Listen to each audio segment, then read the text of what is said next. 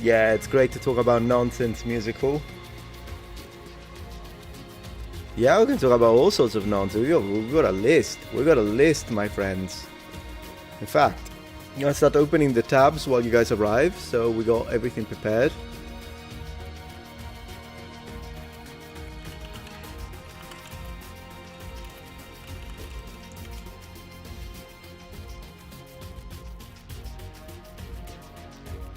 Yeah.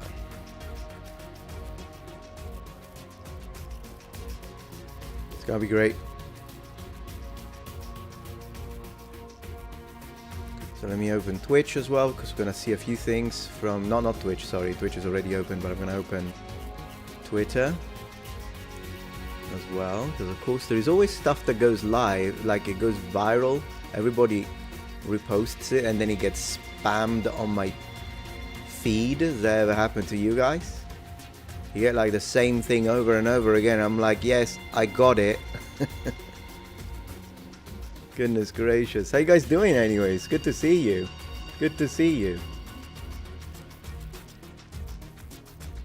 Oh no, Heroes 3 is just to compensate. So we got, like, when we talk about nonsense, we also have something really nice. We might be playing it later, by the way. So we'll see.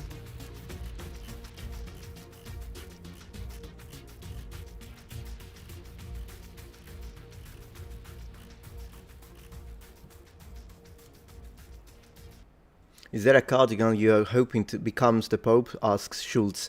Not really, I'm not that invested, I'll be honest. I'll just see. Have you got a favorite one? Doing well, St. Nicholas, thank you for asking. Greetings from Greece, hey there. Kalispera. John. Imagine your name would be like Yanni or something in Greek.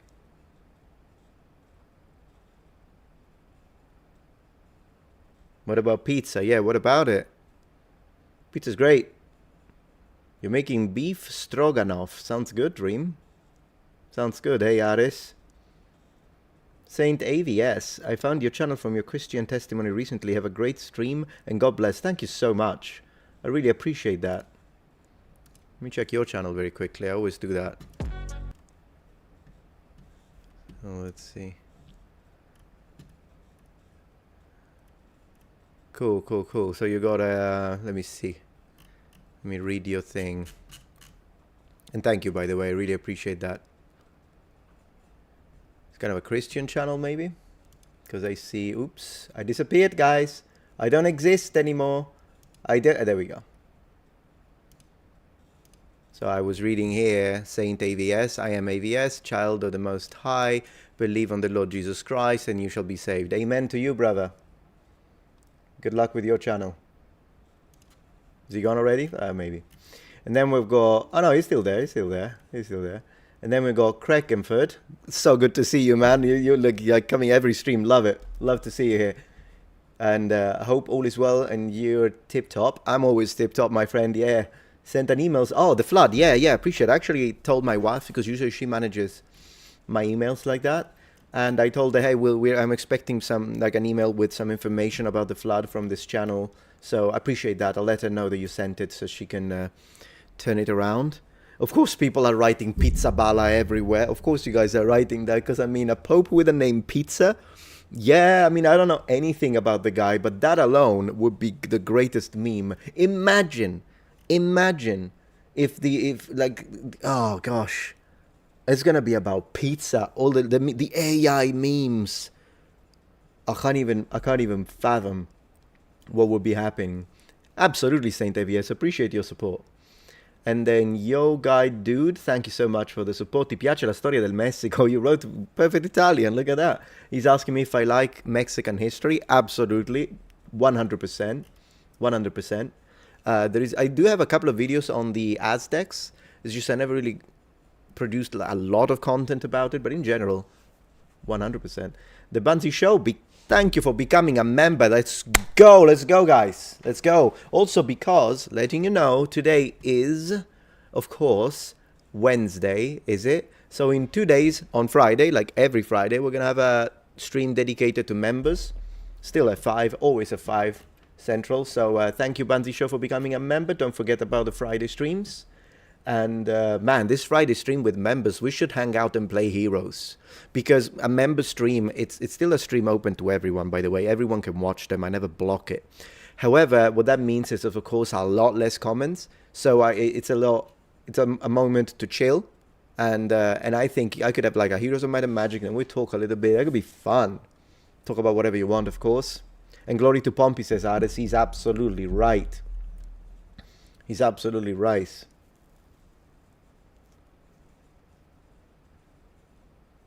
Who is Ishaya Vess? I don't remember, Nicholas. I don't remember who that is. Yeah, it's gonna be good. It's gonna be good. Like a little, I don't know. Last time I think did I play Necro? Did I play the humans? You know, I don't remember. Maybe this time we could do some humans if I didn't do it last time. And you know, whenever it's Pompey, the great general, Pompey, great Roman general, we'll love him. And Pizza the Pope and Pizza the Hut will team up. Man, Pizza Hut has got, I mean, if Pizza Balla becomes the Pope, Pizza Hut has got to do something. They have to do something for it. Like, they come up with a new pizza in honor of the new Pope with the word pizza. I'm sure they're going to do it. Because imagine how many people are going to Google pizza. I'm going to do a video. I'm telling you right now. If Pizza Balla becomes the Pope, on that day or the day after, I'm going to post a video on the history of pizza. Just because the Google search is going to be spammed with that, like Google Trends. Oh, gosh. What's the difference between tea and a soup? I never was able to see the difference. Well, if you were never able to see the difference, maybe there is a problem with your visual cortex, the frontal cortex. I don't know, man. But yeah. We're going to have a good time, guys, today. I just know it. Today's going to be great. Oh, we could play Greenskins, actually, with the... on Heroes. Tea's the best drink ever, Craig says. Craig. Can I call you Craig? Yeah, that would be fun. Pizza history would be fun. Pasta history while we're at it. Why not? Yeah, soup is definitely usually thicker than tea. It's definitely one of the differences. I think majority of one is a drink and the other one, I mean, you can drink it. You know, in Japan, there was one thing that I really liked. After you finish eating ramen, you actually drink the whole rest of the broth, which is great.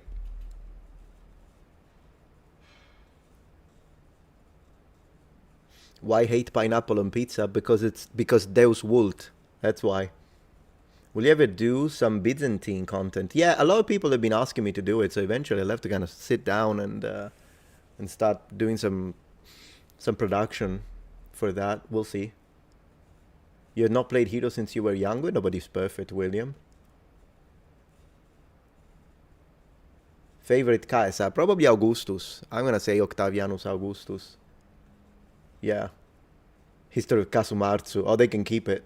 That's the one thing. Because a lot of stuff that they make in Sardinia is great. But they can keep that one. My Chinese wife thinks my pasta should be in a soup. Well, you know, there are some... I mean, you can put pasta in soup to reinforce it a little bit. We do that sometimes.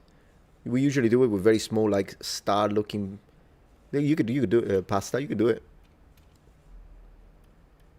Not all pasta should be eaten like that, but I mean, pasta added in soup is not a big deal. Like minestrone, pretty much that's what it is, isn't it? You can add rice if you want, but generally speaking, minestrone, you add the pasta to it, it's like, very good. Yeah. Whenever she says that, you can tell her that it's fine, but then maybe whenever she's going to eat pasta outside of soup, you can tell her it's a bit like the Chinese mientiao, which is kind of like that because it's more on the dry side.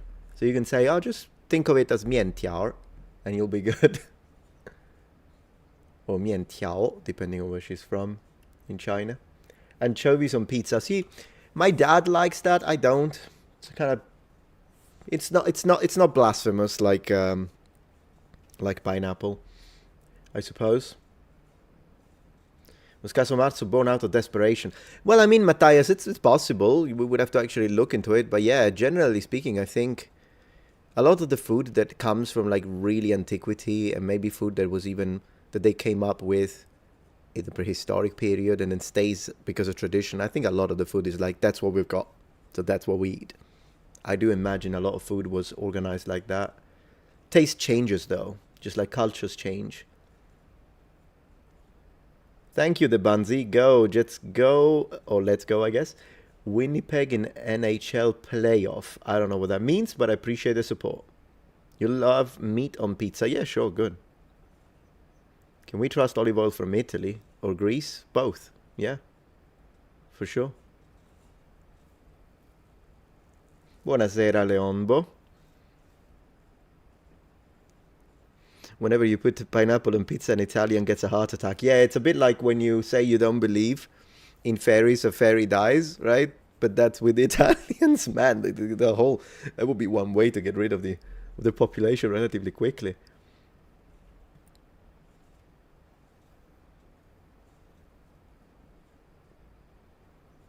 Pizza toppings need to be minimalistic, sure, unless like you're really hungry, then I wouldn't mind like a nice capricciosa, but in general, or quattro stagioni, but in general, sure, I agree. Thank you, Bogaoff, for sending a Metatron gift membership. Really appreciate that, and it was received by Fired Up Gaming. So Fired Up Gaming, do stay until the end, because the last 30 minutes are members-only chat, so you don't want to miss that. Thoughts on Jordan Peterson? I think I spoke about Jordan Peterson, Amumin, a few times already. And in general, I think he's very articulate and very intelligent. There are just, it's kind of a case by case when it comes to his arguments though, because sometimes he's very articulate in the way he expresses his thoughts, and I'm like, man, that sounded really good, like excellent choice of words. But other times it becomes a word salad, and I'm like, I haven't got a clue why he said it that way, and now I don't know what he said. So it kind of depends. There are situations, I think it's a dice roll. If he gets a 20, natural 20, you're like, wow, man, this guy really knows how to use his words. But sometimes he gets a natural 1, and when he gets a natural 1 during a debate, it's a little cringy. So it really depends on the situation. I think it depends. And then I don't really know when it comes to, sometimes he has really good takes, other times he has takes and I'm like, no, I disagree with that. So it would really depend on what we're talking about, I would say. Sometimes he cries. Yeah, I heard of that. I know that there were people making fun of him for that. I mean, I don't, whatever. If it happened at one point that he got moved by something that was said, I don't see a need to make fun of that, but whatever, I don't know. Do you hate pineapple on pizza? Do you need to ask? Creamy big? Think anything can go pizza, that's the point of it. No, that's not the point of it, and we say what the point of it is because we invented it.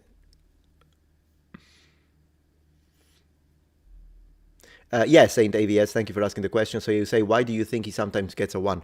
Because I remember there was this, it was actually during a debate, it does happen sometimes, but I think there was a debate where he was debating Richard Dawkins. Now, generally speaking, as a man of faith, I agree with people that are on the side of, you know, whether it be Christianity or in general, the idea of theism.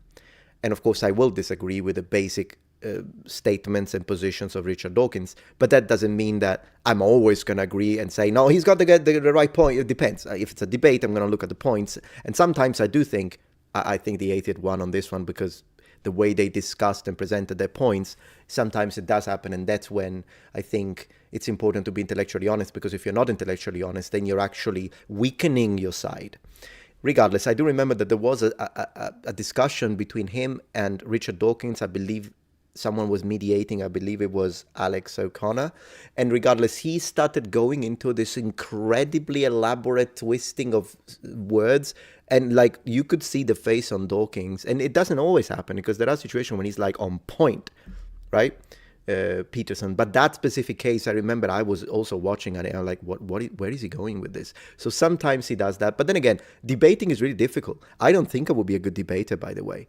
The only thing I could bring into a debate is sources, because I do have them like this. So if I'm debating someone, I could present a source, and if they're not prepared in the sources, then I think that could give me an edge. But that's it. But debating is a skill, and it's a skill that needs to be practiced, and it is very difficult, particularly when you're debating a skilled debater and an experienced debater. They will wipe the floor with you, whether they have the truth or not, by the way, because debating is not always the best way to figure out who's got the truth. Debating, the winner of a debate is the person that defended the arguments better.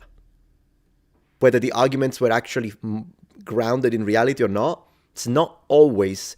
It's sometimes the two things are not connected. So it really depends. But I do find debates very interesting from a skill perspective.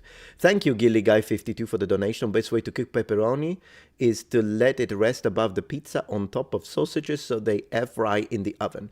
Well, that's wonderful. Thank you very much. Of course, be careful when you use that word in Italy because it means green peppers. I know that in America, it means, the kind of spicy sausage.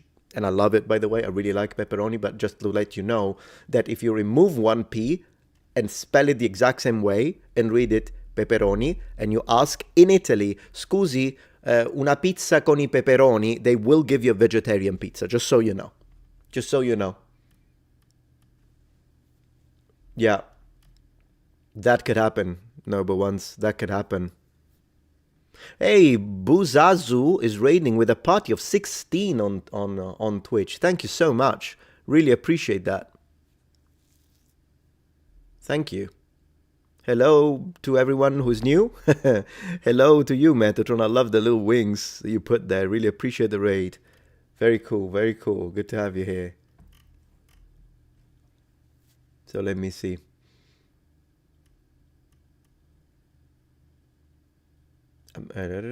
Why pineapple doesn't belong on pizza? Because it's a fruit. And before you tell me, but so is tomato, yeah, but then again, it's a sweet fruit. So to me, just like, people, another thing that makes me cringe that happens here in the US is that people add hot honey on top of a pizza. Now, I'm fine if you like it. Fine meaning that I wouldn't have you incarcerated. With that being said, hot honey doesn't belong on pizza. There is, and I know where it comes from. In Italy, there are some restaurants that are like very posh, very expensive as well. So not my favorite. I usually prefer places that are more like mom and pop, kind of traditional, but not too expensive. So everyone can go there, hang out, lots of people. It's fun. That's what I like. But I'm not like the sophisticated type that goes to these places that give you this much food and charge it 15 times. Not my... Not my choice, whatever. In some of these type of restaurants in Italy, there are some specific types of cheese, and I think it's mostly like very sharp cheeses, very hard, that can pair with honey. But not every cheese can pair with honey, and definitely mozzarella is not one of those. So the idea that now, I've seen it in Japan too, that they started putting hot honey on a pizza, and I was like, oh no, don't do that. Don't do that. Honey on pizza, yeah, they do it. They do it in New York as well. I mean, whatever. If you like it, more power to you, my friend. But honey, imagine if you add honey on a pizza with pineapple. Might as well just take the sugar container. Just do this. Just do this and drink some what is it called? Goodness gracious. Starbucks coffee on top of it. And there you go. No problem, Maris. Thank you for being here. Appreciate that. Bestia says thin crust. I prefer thin crust myself. The only exception is when they do stuffed crust. I do like stuffed crust. I think that's a very good idea. Very good invention, in fact. Yeah. Love your content since many years. I really appreciate that. Thank you. Thank you. So yeah, never pineapple on my pizza, guys. Pumpkin pizza. Yeah, I've seen that happen too. Yeah. I mean... Have you tried a sweet spaghetti? I'm not sure what that is, Vincent. So I might need a little explanation on that. What's sweet spaghetti? I mean, one difference when it comes to making sauce, tomato sauce. Sometimes tomato sauce, we always end up talking about food. I don't know why. Anyways, when you make tomato sauce the Italian way, traditional way, whatever, like Mama, Nonna, how they make it, and then you got the sauce. Occasionally, it does happen that a tomato sauce may be a little bit on the acidic side. So to cook, not always. If it's not, it's great. Salt, olive oil, little onions, wonderful. But then again, if it is one of those that is a little bit on the acidic side and just simply adding onions is not enough to correct that, then some Italians, in order to correct it, there are different ways to approach it. And in Sicily, one of the approaches is to add a little bit of sugar. A little bit, though. For instance, my dad, who is northern, didn't like that. My mom loved it. And to be honest, I think my mom sometimes started exaggerating a little bit with the sugar. And I was like, Mom, you need to relax with the sugar. But yeah, so in general, Sicilians will add a little bit of, so the sauce can be a bit on the sweet side, but only if you need it. If you don't need it, no. I think in the north, one of the ways they correct that is by adding a tiny bit of baking soda, if I'm not wrong. You don't like sweet sauce? Well, I'm not really talking about sweet sauce. It's mostly for a correction, but it's not like you're going to add so much sugar that it becomes, it becomes like caramel. So yeah. Have a good night, Aris. Thank you so much. Hello, Talmer. Good to have you here. Do you think Eros and Agape are related or split? Love you in both ways. Huh. Oh, you mean yeah, no, I think they are. They are. There are lots of different ways to, Kispan, thank you for the support, to say the word love and translate it from ancient Greek. There are a lot of different ways, depending on which one you use. Some will mean, of course, the passionate love, but that changes and evolves through the centuries, by the way. So it's not like one word stays the same. And then some will be like brotherly love, and other types is love between friends, other types is a relationship love. So yeah, I would say they are all distinct, but some may have some areas of overlap. But then again, I would rather have my... the team member that helps me with that kind of stuff to confirm this. So there is that. Thank you, the Repo Report. Really appreciate that. Very cool, very cool. Very cool. Yeah, Heroes of Might and Magic 3 is an incredible game. You're absolutely right, Buzazo. That's why I'm proud of still having the original copy here. Heroes 3. I mean, I like all Heroes of Might and Magic, believe it or not, but the difference is massive between some Heroes of Might and Magic and others. 3 is definitely my favorite. It's funny, Ernia. Yeah. So it's just one of those things, I thought. Jack Ray says, US store-bought sauces hide a lot of acidity with more sugar. Yeah, I noticed that. I never buy those, though. I buy tomato puree and make it from scratch. I always do that, which you can do in the US, particularly if you shop at, like, Publix, or if in your area you've got maybe a Target, then you could find sauce that does. You just have to check the ingredients and look for tomato puree, because tomato puree usually doesn't have anything. It's just the tomato that has been made into puree, hence the name. And that's what I would suggest you to buy, and then you can control, right? You taste it a little bit when you're warming it up, a little bit olive oil, and that's that. You need to make a channel, a cooking channel with Metatron. Yeah.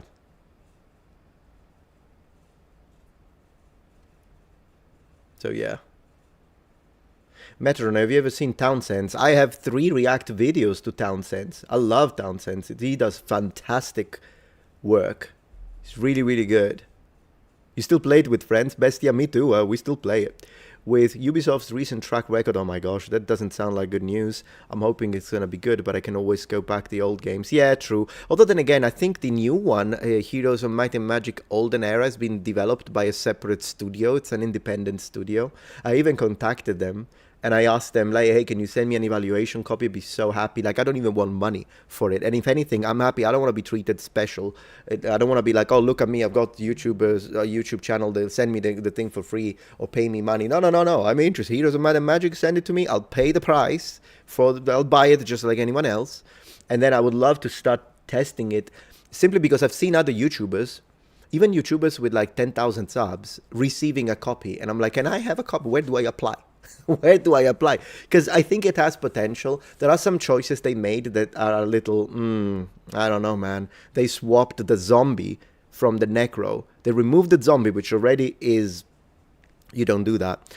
And then replaced it with the hellhound. But the hellhound is inferno. Like, this, no.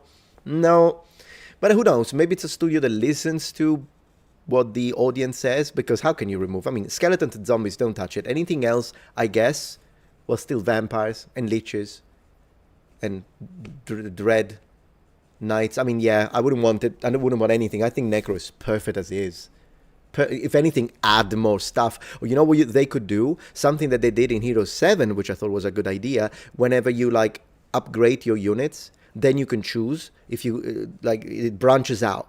So you could be like, I don't know, do you want the zombies? Or instead of the zombies, maybe you lose a tanky but slow infantry unit, but we give you this other thing that it could be like something new, still not the freaking Hellhound, but something new related to the overall, and then maybe ghouls, right? So you could be like, do you want zombies or do you want ghouls? So zombies are tankier but slow, ghouls are faster. Man, I should be developing these games. Faster, but they deal less damage, and a bit more like glass cannons. And then I'm cool with it.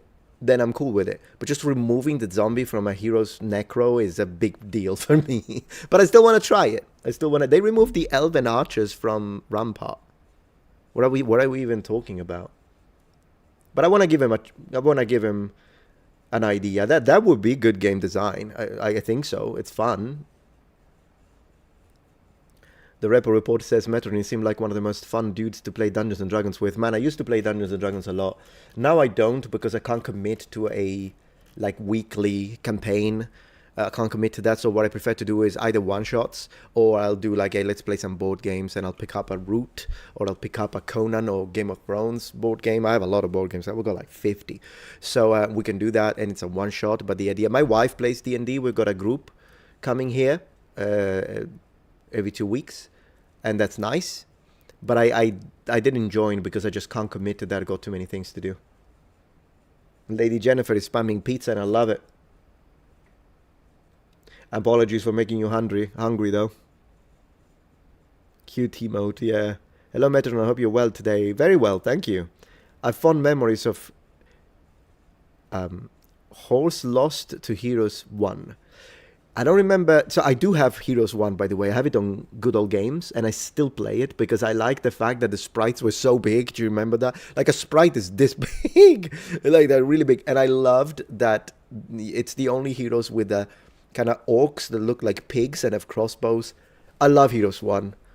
I'll have to figure out a way to play it, because GOG gives me trouble with streaming, with OBS. They don't collaborate well with these kind of DOS box based games, and I'm still trying to figure it out. How much money can Ubisoft burn until they go down? I mean, to be honest, Matthias, I think they deserve to go down with what they have done in the last few years, including what they did to the Heroes of Might and Magic franchise. Heroes 7 was broken. Even Heroes 6, at first, the freaking conflux didn't work for a year. And then, unfortunately, you couldn't save games even in single player because you had to be connected to the conflux, but the conflux didn't work. Like, Ubisoft pissed me off many times, like more than I can count.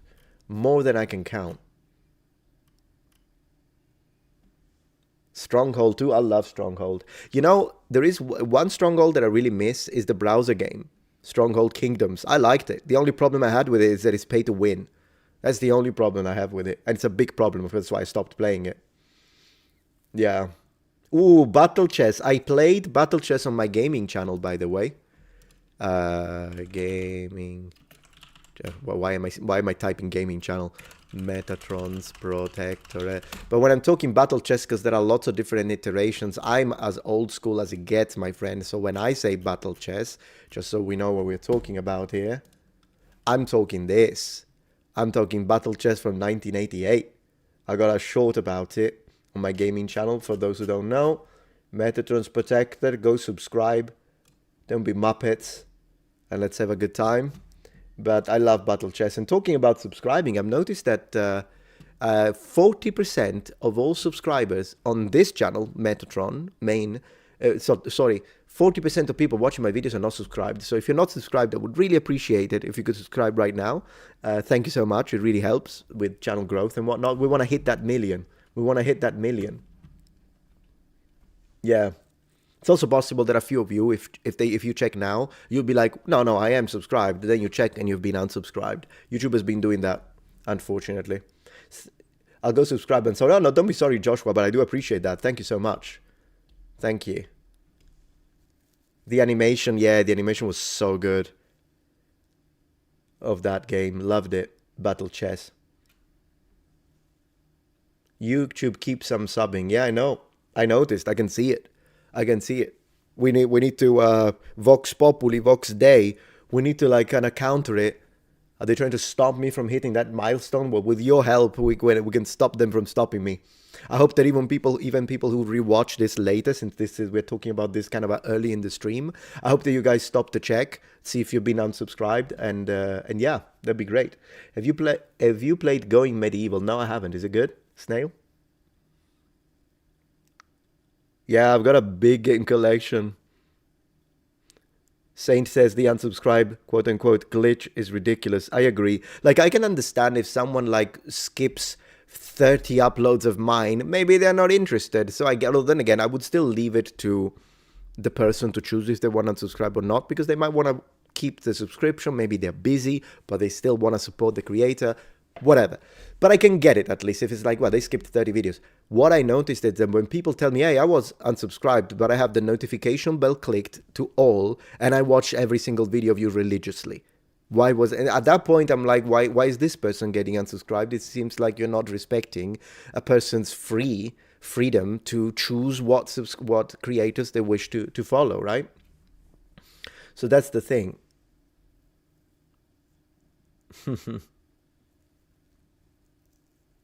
So there is that. Oh, you're free to do whatever you want, Tendril. Is it sub numbers going down or people are getting unsubscribed? It's not the easiest thing for me to see that through the analytics, but maybe it's... I actually don't know, because the views are kind of similar. The views are kind of similar. Not a problem, Tesling.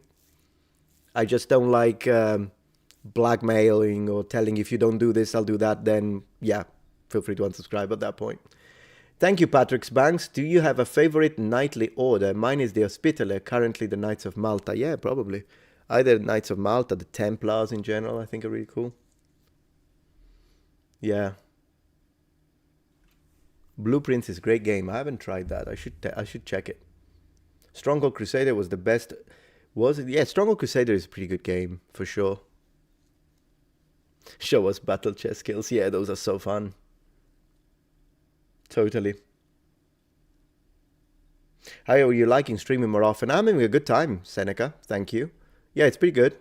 It's pretty good. Sometimes it gets a little, what can I say, tiring when it's many hours in a row, but I think I will get used to it. Thank you, Gilly Guy 52. I use subs as bookmarks for interesting channels. I appreciate that. Thank you. Thank you. I haven't tried Expedition 33 yet. No. Not yet. In the meantime, I'm going to scroll because I want to see if I can find this post that I saw on Twitter, which is one of the nonsense things that we're going to discuss today. But as I say, we've got a long time, so let me see if I can find it in the meantime. Yeah, I'll look for it like this. 1 second. There you go. There you go, found it. So we're gonna check this. See if I can go to the actual channel that posted it. Man, how many posts does this guy make? Maybe I need to step up my post. Yeah, you know what? I'll just do it like this so you guys can see it. All right. Let me show you the first nonsense of the day. We've got a few. Well, let me show you this. So this has been going on recently, this thing. And it's, so this post has become viral on Twitter. I kind of wanted to hear what you guys think about it. And then discuss a little bit about this, because I don't know how this stuff becomes viral, because this isn't new. And that's the first thing I want to show you. This isn't new. So, you know me, when it comes to like women and whatever, ancient period and whatnot, I've actually made videos, for example, talking about women warriors and the reality behind it, because women warriors compared to men warriors are a minute percentage, but they still existed, and I found all the sources, and I don't have a problem sharing that. With that being said, this is nonsense. This is nonsense.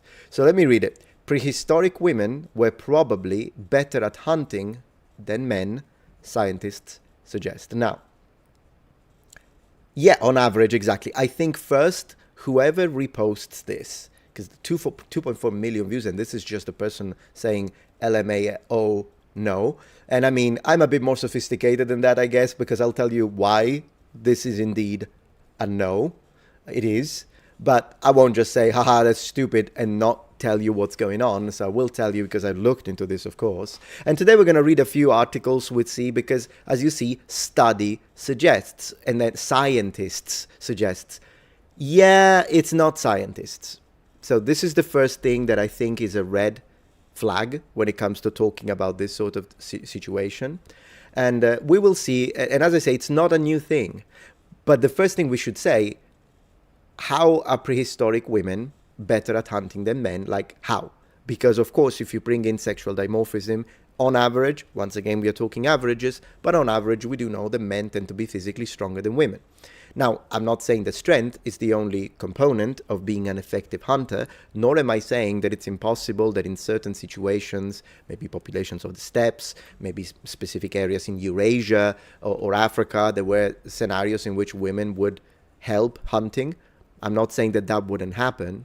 But then again, depending on what sort of hunting we are talking about, why would you say that women are better at hunting than men? It sounds very counterintuitive, doesn't it? And that's the thing. I looked into these studies. I did. And the problem behind these studies is that it's not that they're presenting actual academically backed sources and they're telling you, no, we reviewed this number of skeletons and skeletal remains within any given population cluster in these specific areas, and then we found that women were actually whatever. No, you know what they're talking about? Can you guess it? I want to see if the chat guesses what this is actually about, because that's when I read it, I'm like, oh, so it's nonsense. I'll just give you a second. Just give you a second to think about it. So Daxel says, because for propaganda. Well, yeah, there is a message behind it, of course. Just like there is a message sometimes when people say 0% of cases there were never women warriors, and that's also false. Because there are cases, the Ayazages as one of the populations, and usually those who push this idea don't even know what population that is, Sarmatians. There are situations in which we do know that there were women warriors. Now, given minute percentage, once again, the majority of of warriors were men, but when you tell me there were no women warriors, then I'm going to present the evidence. But in this case, it is a message too. Let's see if you can find it. So you say, Colin says, more nimble. No. Women be smarter. Good guess, but no. Better than modern day men. No. Oh man, I'm having a good time. Let's see if you guys can figure it out. Let's see. I don't think you're ever going to figure it out, but yeah, Drop says men have better spatial awareness, coordination, strength, speed, and dexterity. On average, I agree with you. I mean, it's not even a matter of debate. It's basic biology at that point. Again, it doesn't mean that a woman can't throw a javelin and hit a deer. Of course, a woman can. But if we are looking on averages and we are looking tribalistic, yes, it is absolutely, not to mention, sorry that I'm interrupting myself, but it's just the thoughts burn into my head and I kind of want to share them. Let's also keep in mind that women get pregnant, and when a woman is pregnant, not only, if you think about the last 3 months, obviously she's not going to be able to do that, which means that there will be definitely in a population, in a tribal population, right, whether it be nomadic, whether it be settled, there will be periods of times in which less women, even if they were both participating in hunting parties, there will be moments in which the women will not be able to do that. But that's also the beginning of pregnancy. I asked pregnant women about this, and they say that the first even the first 4 weeks, they're starting to get in morning nausea. Can you imagine hunting a mammoth while you're having morning nausea? Not to mention period, women on their period. I mean, it just doesn't make sense. So again, I'm not saying that it never happened. I'm very oriented to the idea that it did happen. It's just, how are they better if literally they have biological disadvantages for this? Now, if by hunting they mean that they were chasing smaller prey, maybe the men were chasing bigger prey, I can see that, but still better sounds like a message. And it is a message. It is a message. Craig says, and pre-pastoral farming women breastfed until the child was about 4-year-old. Thank you for sharing that. And Craig has a great channel, by the way, so had to be around with the child a lot. Absolutely. Absolutely. Someone saying maybe because they say women have peripheral vision. No, man. I mean, you're really giving them You're really making the people that are writing these articles, you're making them 10 times smarter than they are. I'm going to tell you. The reason why they say, and we'll find the articles, but the reason why they say that women were better at hunting than men is because of gender equality. In the Paleolithic. Wait. Gender equality in the Paleolithic. This is what this is about. And Neolithic and Mesolithic. Can you imagine a Mesolithic man, a man from the Mesolithic, in a tribe, cavemen, like whatever it is, and they're like, oh yeah, no, we respect women. They are equal to us. And so that's why we hunt, they hunt, which, by the way, that would make them equal. It wouldn't even make them better, but whatever. Gender equality and they say that there was gender equality in the Mesolithic, in the Paleolithic, and in the Neolithic for millions of years. So that's why I'm saying all the way back to the Paleolithic, I guess, there was gender equality. So the message is there should also be gender equality today, because that's the message. All right. Now, whatever you think about gender equality, which to me is a case by case, because on some things I like some ideas that have to do with gender equality, but on other things I don't, because there is sexual dimorphism, which some of these articles the contrast, and they say it doesn't exist. Yes. But regardless, I'm kind of a guy who I think men and women are equal in value, but men and women are different in purpose. That's the way I see it, both biologically and culturally, because there is a cultural aspect to it, right? There is a cultural aspect to it, which is why it varies place to place. And then that's usually an extension built upon biological differences that are a matter of fact. But regardless of that, and value, by the way, if you look at it, and that's because I am adding my thoughts, right? So I am adding culture and social ideas to it. Because if we only had to look at biological value, then it would make even less sense to risk women at hunting. Because if you have equal number of men and equal number of women, if you have one man with 10 women, you can reproduce 10 times. But if you have 10 women with, if the opposite doesn't work, you can have 10 men, one woman, it's still one child every 9 months. So biologically, it doesn't make sense to risk women, neither in hunting parties nor in war. But then I add the social aspect of it, I add the thinking, and then I say, okay, but I do like the idea of, giving him an equal value because of our humanity, but then we excel at different things, and that's that.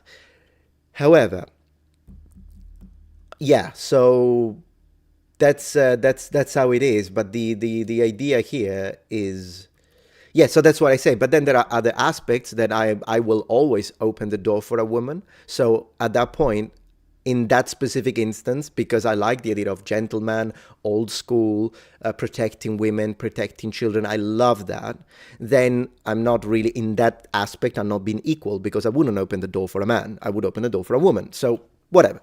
Doesn't matter. That's just me. You can disagree. We can have different opinions. But when we're talking about, it doesn't matter. That's what I'm saying. It doesn't matter what you think. What about salary and all that, which to me should be based on skill, whatever. It doesn't matter what we think about the nitty-gritty details of equality and gender. What matters is that in the Paleolithic, there was no gender equality. There was no gender equality, definitely not in the modern sense, but come on. But that's the message, guys. That's the message, guys. Really, you wouldn't hold the door for me, brother? That's rude, I guess. I'm just being, prehistoric equality. That's what, and that's how it is. That's what we are looking at. So are these actually scientists? I would say they are as much scientists as the same scientists that said, that presented the, what's his name? Corrado Malanga, and Armando May. Yeah, that level of scientists. That's what we're talking about. Yeah, imagine the Neanderthals. I'm sure the Neanderthals were all about giving voting rights to women. Neanderthal, 100%. Absolutely. There was no door in prehistoric time to hold. Yeah, when was the first door made? I don't know. Maybe after people settled in the Neolithic, and at that point we did have doors, and that's still prehistory. So I would imagine, yes, there were doors in prehistoric period. Maybe like the very beginning, no, the Paleolithic. But if you think about it, bows and arrows are already an invention. Bows and arrows for hunting are Mesolithic tech already, even before we settled, which makes sense because in the Mesolithic, a lot of hunter-gatherer operations were happening. And so it makes sense that they already came up with bows and arrows. Now, were bows and arrows used for war? What I imagine if you had wars between tribes, I don't think it takes that much of a intelligence gap to really recognize that if you shoot a deer dead, you can also shoot at the muppet from the other tribe that is trying to burn your house down with the same bow and arrow. So I would imagine that probably spears, javelins, bows and arrows, even when made of flint, they were already used for warfare. It's just that it's difficult to document because it's the prehistoric period we're talking about. Cave women were trad wives. I mean, yeah. I mean, sure. Why does society hate the fact that men and women are different? Asks Filth. Asks the Filth Pig. That's his name, guys. I'm not insulting the guy. It's all about tribalism right now. If we really want to find a connection to the prehistoric period, here you have it. Politics are tribalistic. So if my tribe says A, then the other tribe says B, I'm gonna say A because they said B, and vice versa. So and at that point, it doesn't even matter what you think or what you don't think, because then we enter the realm of mass psychology, and I would strongly suggest you to read Bernays, because he has a phenomenal book on it. And how generally, I have a video myself. It's called Propaganda, his book, by the way. It's a fantastic read. And I have my own video on it. And it's interesting how psychology for the individual does not work in the same way as psychology for the group. Because when you have psychology for the group, oftentimes a single individual will conform to the group for social rewards. And just because the group thinks something, then you're going to think it too. That does happen. Yeah. Freud's nephew, that's the guy.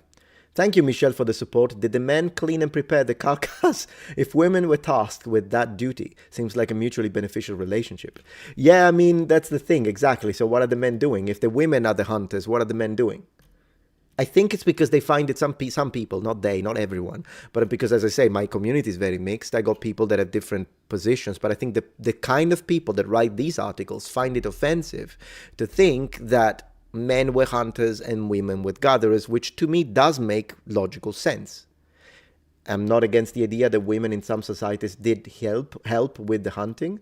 I'm not against that. But I did find, well, if I can find it again, guys, I remember finding an article, and we're going to look for it. But I remember finding an article that did not just say that women were the best hunters in prehistoric societies, but they said that among women, the best hunters were grandmas. Why is it always grandmas? First, his grandma told me that Cleopatra was black. Now, grandma is the best hunter. Man, what is it with grandmas? What is it with grandmas, guys? I know, grandma. Can you imagine a grandma with a spear, like badass, spearing the freaking mammoths to death on her own, while the men are home with all packed with muscle, but the men are home doing the little flowers, while grandma is killing it. Grandma is killing it.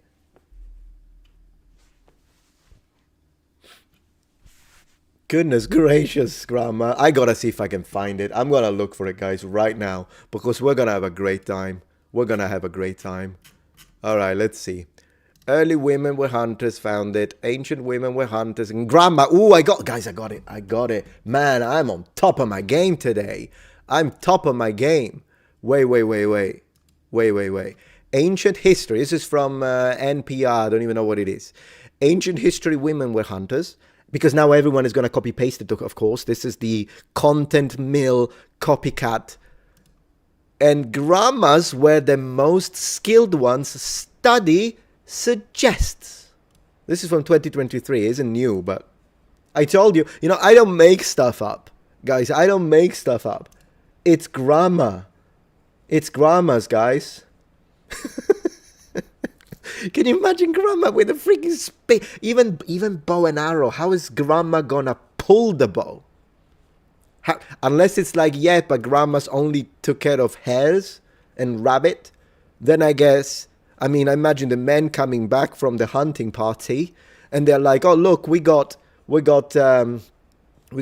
mammoth, or we got, I don't know, 2 deers, but grandma got you, in the meantime, grandma got you 67 rabbits. Then I guess if the only metric is the number of kills, then I suppose grandma is number one. Thank you, Fairy Sadura, for the support.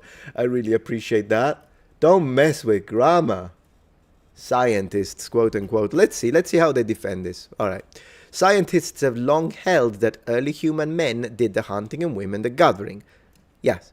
A new review of data on foraging societies in modern times suggests that most women hunted. Now, I would like to underline that, what do you see here? I see modern times.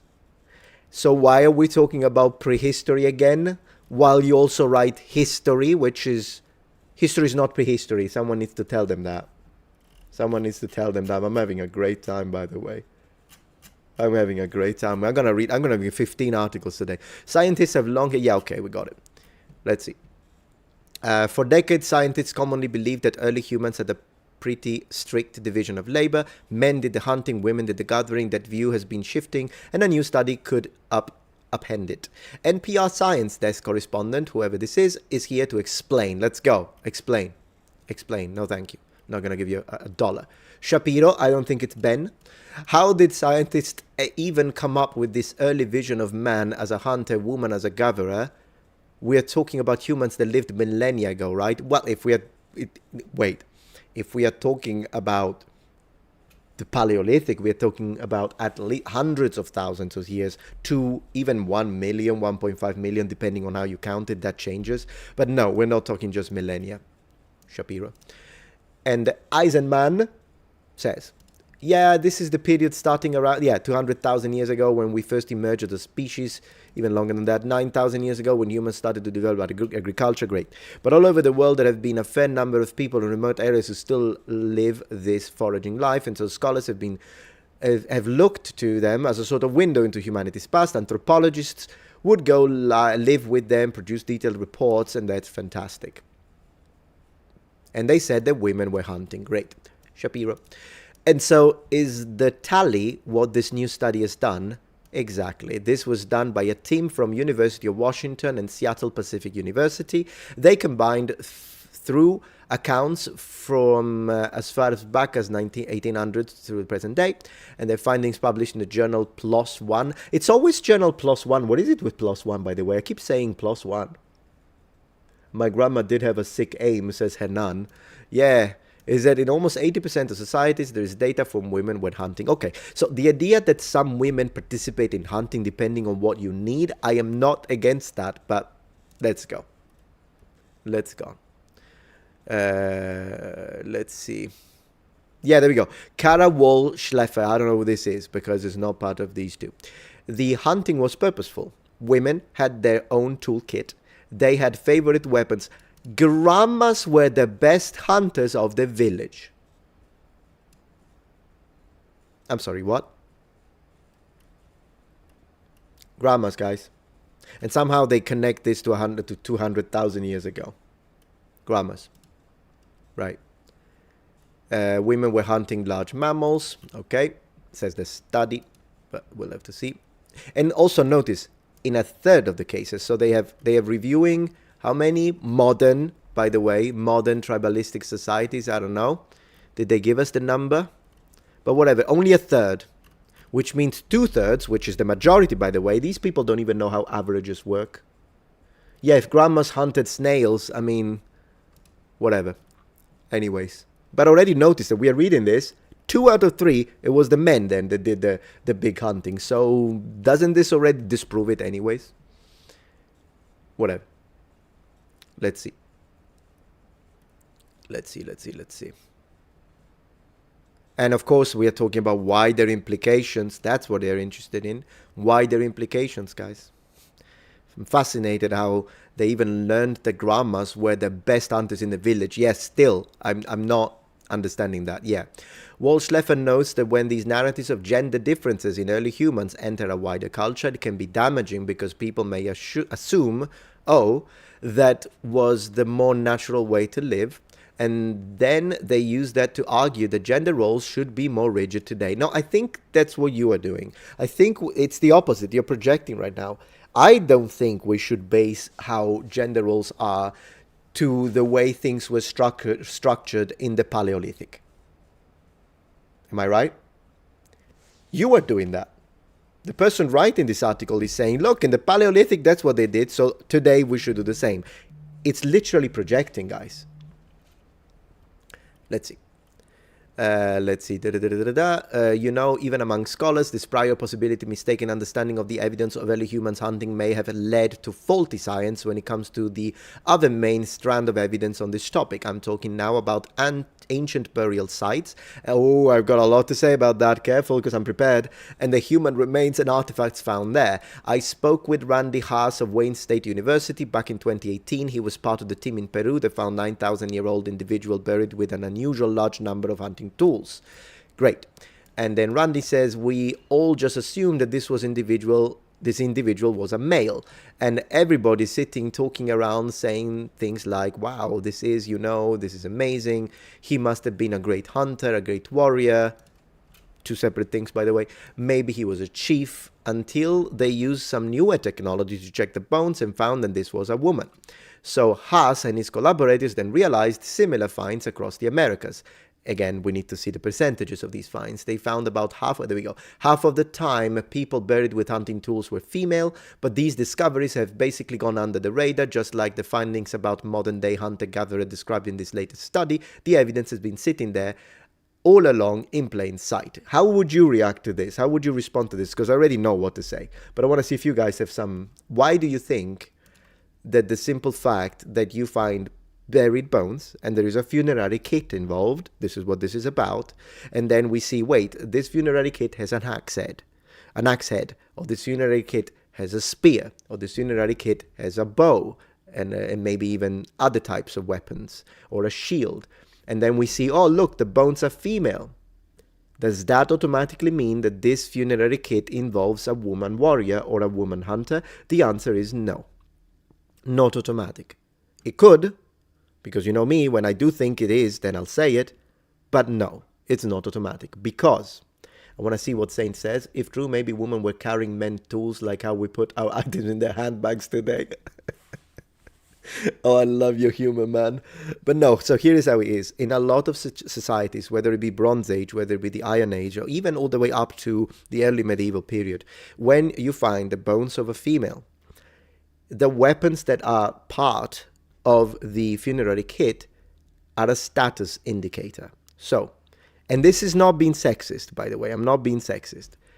It is just the truth. Oftentimes, if a woman is buried with a sword, or if a woman is buried with other spearhead, it could mean that she was a woman of status, which means she was married to a man who was a warrior, or a politician, or an aristocrat, or a hunter. And so when she dies, she is buried with these implements, which in their society underline their status. But it doesn't mean that she knew how to use it. Okay? It's not necessarily to say that maybe there was a case that she knew she was trained in combat. I mean, there are some Japanese women that were trained in combat for sure.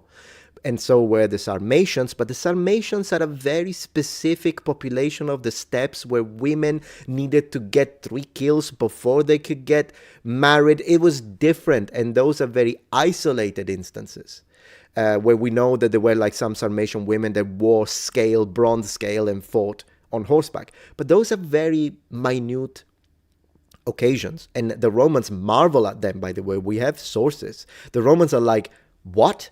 These were women?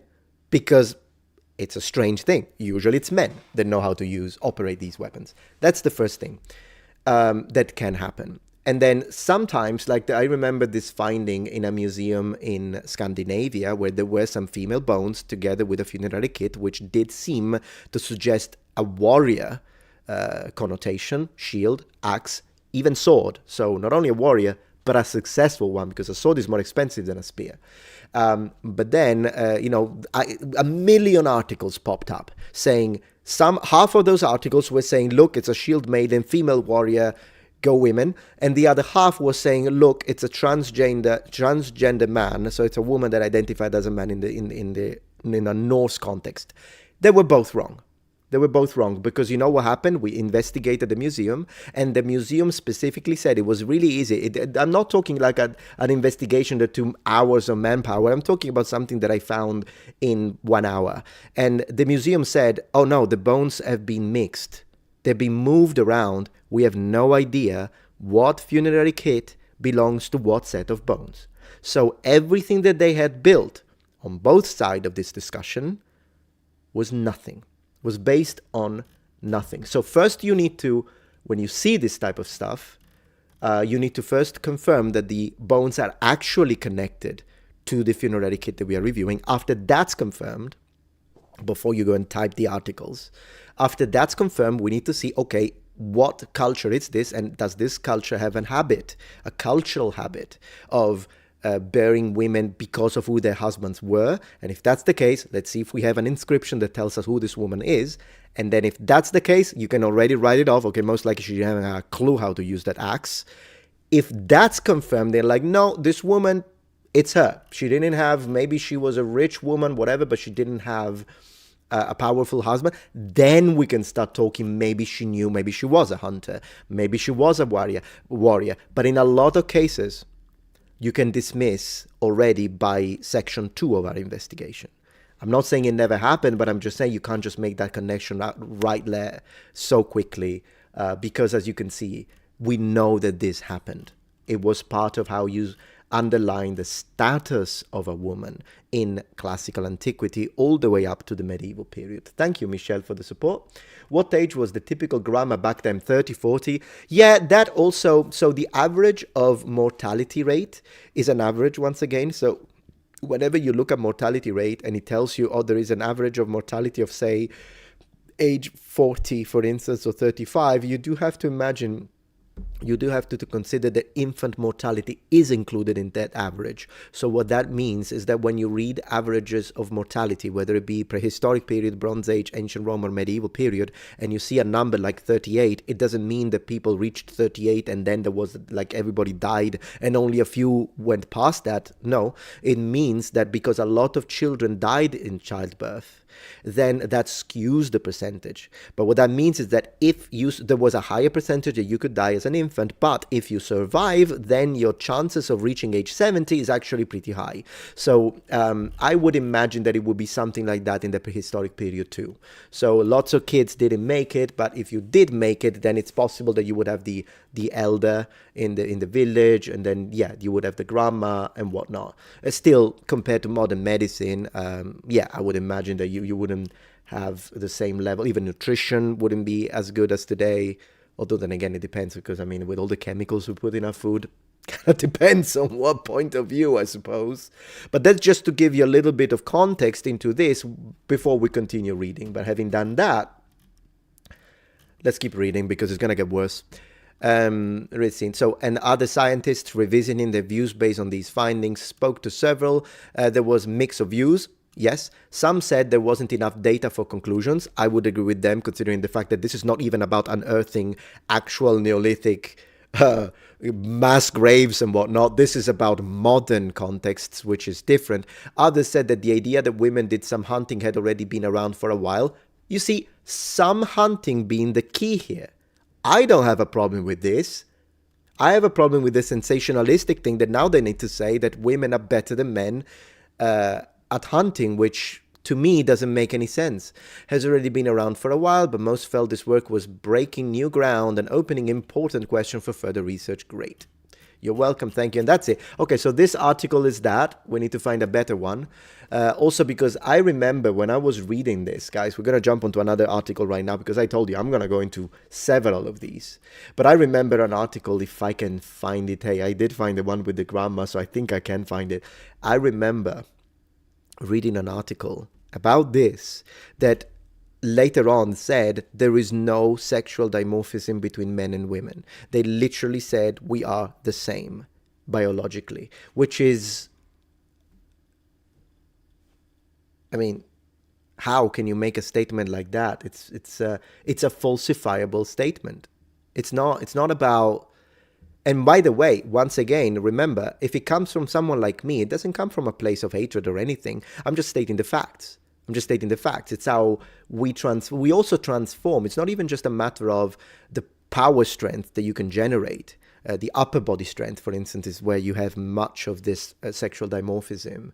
But it's also a matter of how the percentage of, what do you say, mass, like the food that you transform into fat, as opposed to the percentages of food that you transform into muscle mass, which is different and has been studied quite extensively.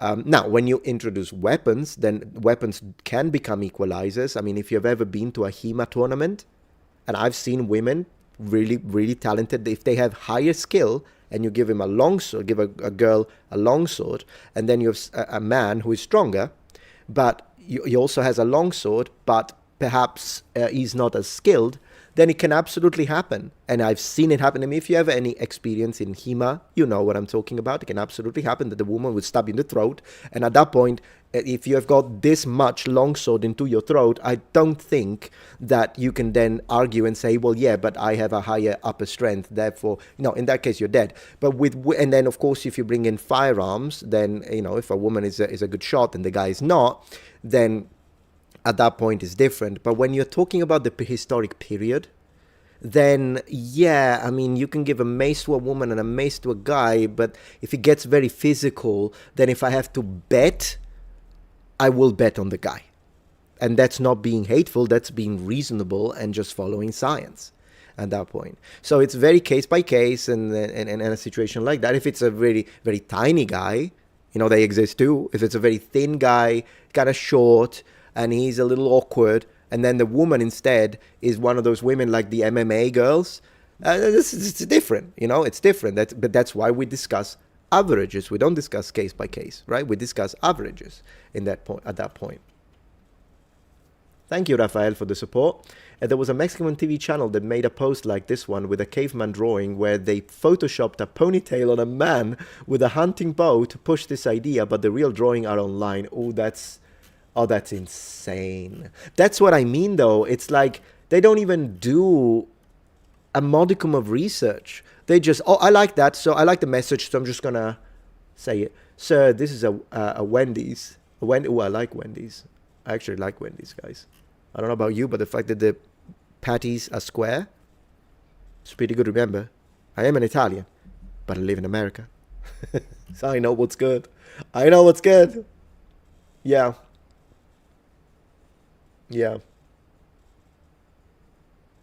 You're absolutely right, Cognitive. You're absolutely right.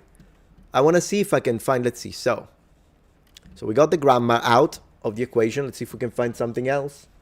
After the grammar, what do we get? What do I get? Let me see. Let's see. It's always plus one. I'll have to check this plus one. Let's see. They're very short. Also, what's the point in writing? It's the same thing. Yeah, I found another one, but it's basically repeating the same stuff. So let me see if we can find something. Let's see.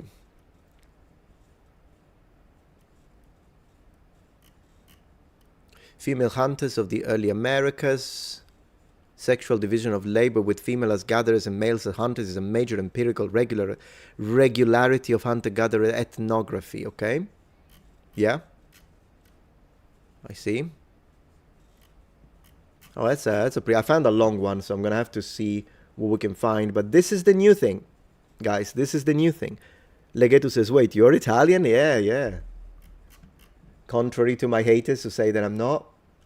It's just a huge site for peer-reviewed publications, in effect easy to get published. And the more you are published, the more research grants you get. Oh, I see, Craig. Thank you for giving context into that. Very interesting.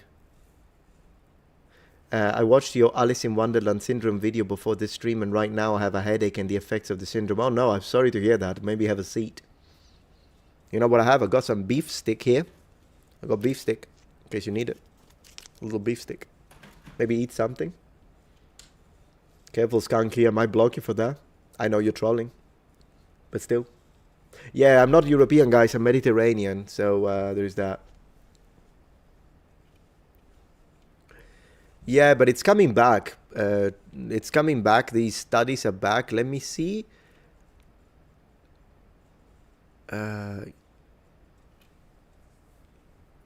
Yeah, so I think I found... Theorize such division. I'll share it with you. I just want to see if it's worth it first. Let me see.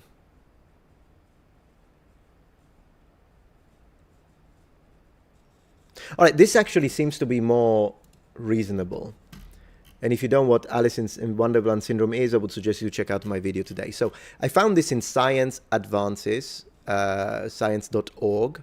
And then it talks about, in the abstract, sexual division of labor with females are gatherers and males are hunters is a major empirical regulatory of hunter-gatherer ethnography, suggesting an ancestral behavioral pattern, which does make sense. We present an archaeological discovery meta-analysis that challenge that man-the-hunter hypothesis, all right? So I think this is the actual study, because this seems to be written better. So we'll have a look at that. And of course, they are discussing with hunting toolkit of stone projectile. All right. Isotopic analysis indicated this early hunter was a young adult female who subsisted on terrestrial plant and animals. Analysis of late Pleistocene and early Holocene burial practices throughout the America situate WMP6 as the earliest and most secure hunter burial. Yeah, but that's very different. You see, that's what I mean. If you go to the actual studies, they make a much more believable discussion. Women may have contributed to the hunting of large game is a very different statement from women were actually better than men at hunting. Like, do you see how this becomes a game of telephone? A massive game of telephone. Look, introduction. Big game hunting is an overwhelmingly male-biased behavior among recent hunter-gatherer societies. Yes.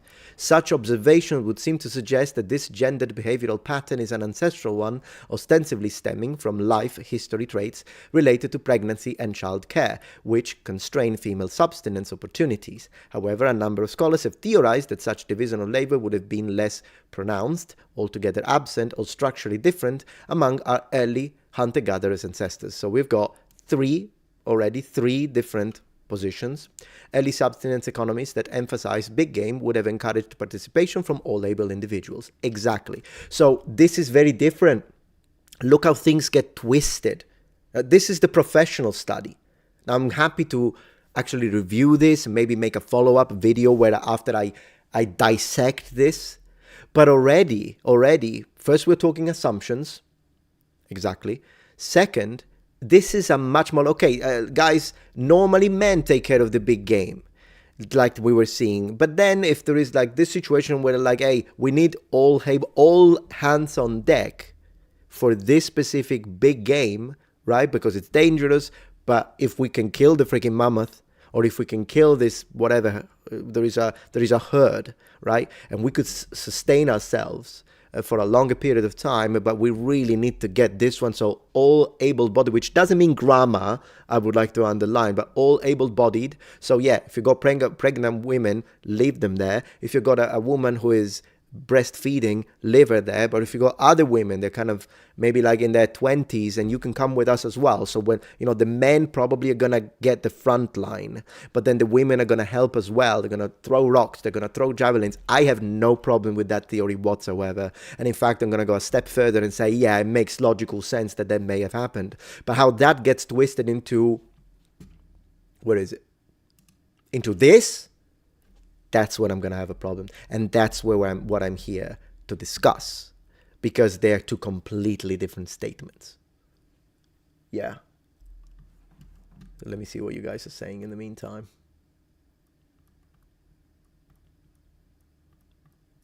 Yeah. Not to mention, could you imagine, like, when we're talking, like, this also makes it sound like it's a global thing. A global thing. What have we got?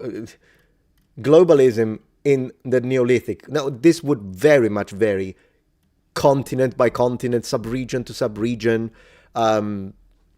it just makes no sense to make such a statement. Like, do you see how like, the more I read this, the more idiotic it becomes. So prehistoric women, that is like everywhere, I guess, in Africa, in Europe, Eurasia, in the Middle East, in the Fertile Crescent, in the Americas, Native Americans, everywhere, prehistoric women were better at hunting than men. So culture didn't matter, situations didn't matter, wars between tribes didn't matter. It's like, imagine if there is a situation where a lot of men died and now you've got an overwhelming amount of women rather than men, then I can see it. They're like, hey, we need to repopulate. In the meantime, we still need to eat. So like, but this categorical blank statement is so unbelievably stupid that it really shows you what this is not, whatever this is not science. It's not history. It's not prehistory. It's not archaeology. It's nothing. This is a message. That's what this is. This is a message. Goodness gracious. Goodness gracious. And I love the grammar, guys. I love the grammar. The grammar part was my favorite part, because it's always grammar. What can I tell you? It's always grammar, guys. It's always grammar. Yeah. How many early societies were matriarchal? I don't think that many, to be honest, but I think there are some exceptions, specifically in Africa. Kush had some matriarchal, Kingdom of Kush did have some matriarchal organizations, although then again, even in some of the earliest matriarchal societies, I'm glad you asked that, sometimes even if the woman was in charge, it happened because her son was not of age. So even in some of those, you have to kind of look at the details. I mean, in Minoan society, sometimes, depending, yes. So, but as I say, it kind of depends. It kind of depends. So often there still is a connection to the male heir. This happened with the warrior queens, which, by the way, were warrior queens in the Kandake in Africa. That's a thing. But still, we are talking about a very small percentage. It's very, very small percentage. Neolithic girl bosses, I guess.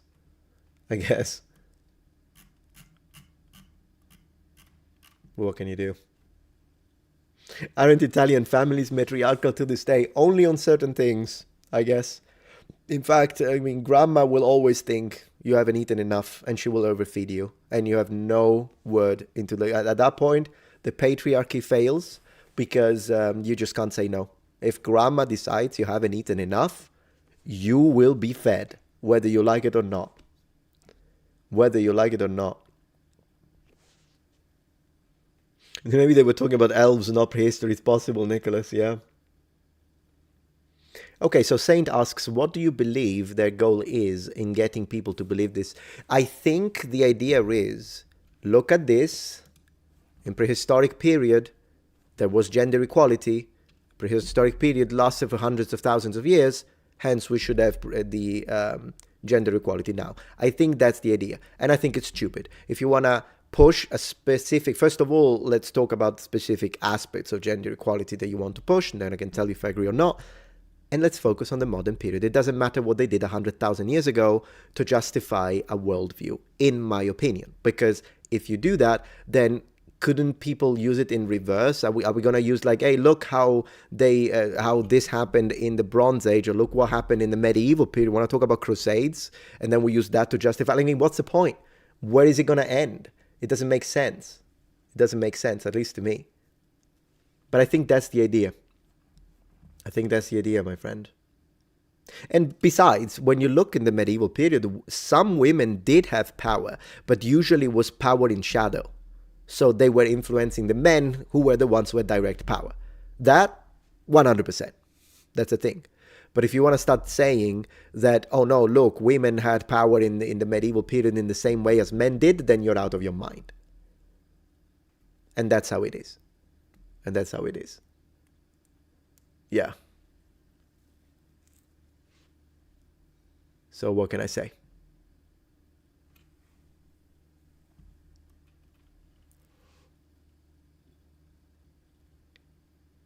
Yeah.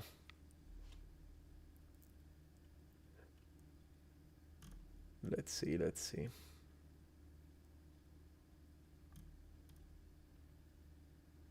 Oh, absolutely, Saint. Thank you so much for joining the stream, by the way. Staying. I really appreciate that.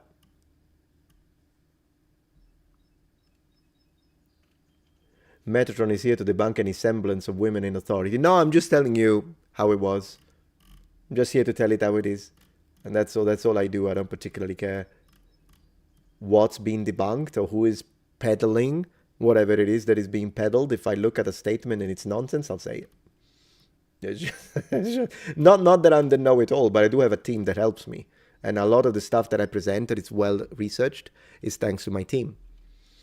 And I'm very confident in their research and in their ability to help me see certain things together with my research, of course.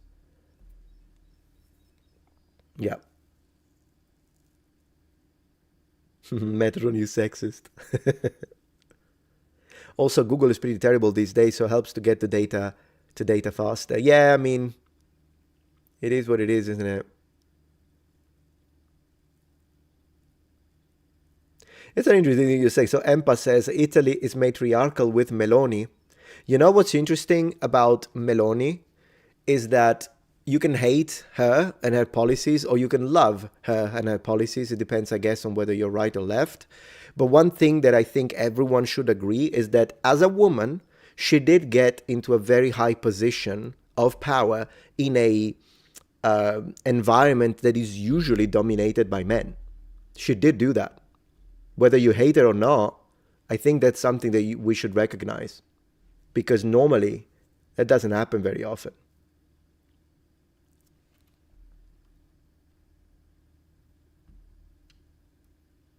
Now, because I live in America, I'm not really updated what they're doing in Italy. In fact, if you know, feel free to let me know.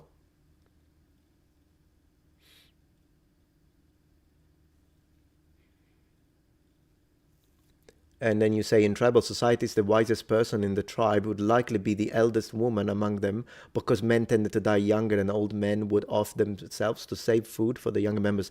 I might need to have like a little, I'm not going to say source bro, but I'm saying maybe it's a case by case. I don't know in which specific tribal societies, but I don't see men offing themselves. I don't know. I'm not sure, but yeah. But thank you for sharing anyways. Not a problem. New Pope will declare a crusade. Oh, goodness gracious.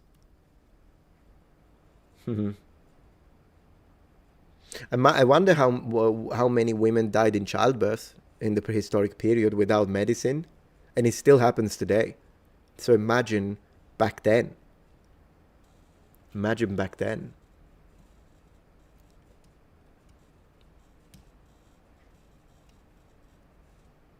You mentioned Game of Thrones. I've got a very nice board game for Game of Thrones that I'm hoping to be able to convince my wife to play one of these days.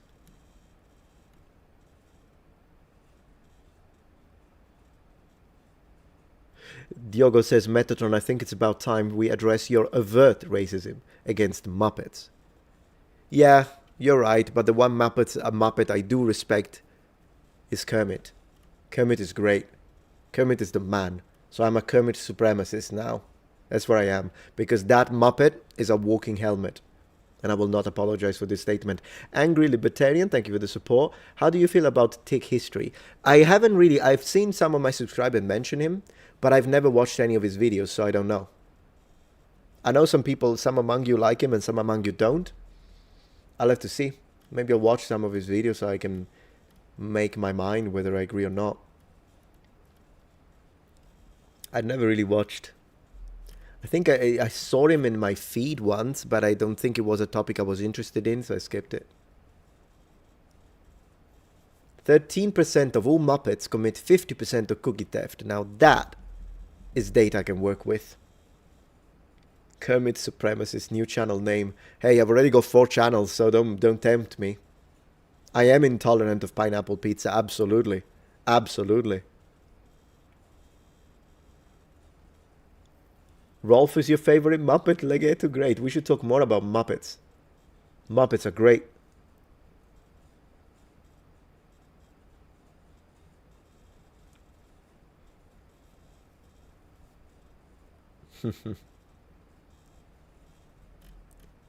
Muppets. Let me check my messages very quickly. I want to check one thing. I might tell you. Let's see. Interesting. So you know what happened, guys? I'm just letting you know right now. And I have to say, he gained some points with me with that. So you know how a couple of days ago I made a debunking video, which was quite of an intense one, on the work made by Dr. Miano over at Antiquity. What is it called again? The channel? Something Antiquity. I can never remember the exact name. But you know how I did that? I think you're familiar with it. Literally 2 uploads ago, I made the debunking video. And then he wrote a comment and I pinned it so that people can hear his position. Well, he invited me. I'm just reading it now, the private message. He invited me to join a live stream on his channel as a guest to discuss the findings underneath the pyramids. So not to talk about the Romans, world of antiquity. But so I appreciate that. So I did a full-on debunking video. And he's still being very cordial about it. He's like, yeah, come join a stream. So I appreciate that. I think that's pretty cool. I still think my debunking video is where it should be, but it shows you that the guy is being a good sport in the sense that he disagrees, of course, but that's a respectful way to do it. So you might see me over on his channel as a guest next week talking about the findings underneath the pyramid, because he says that it's him and a geologist, and he says that they could use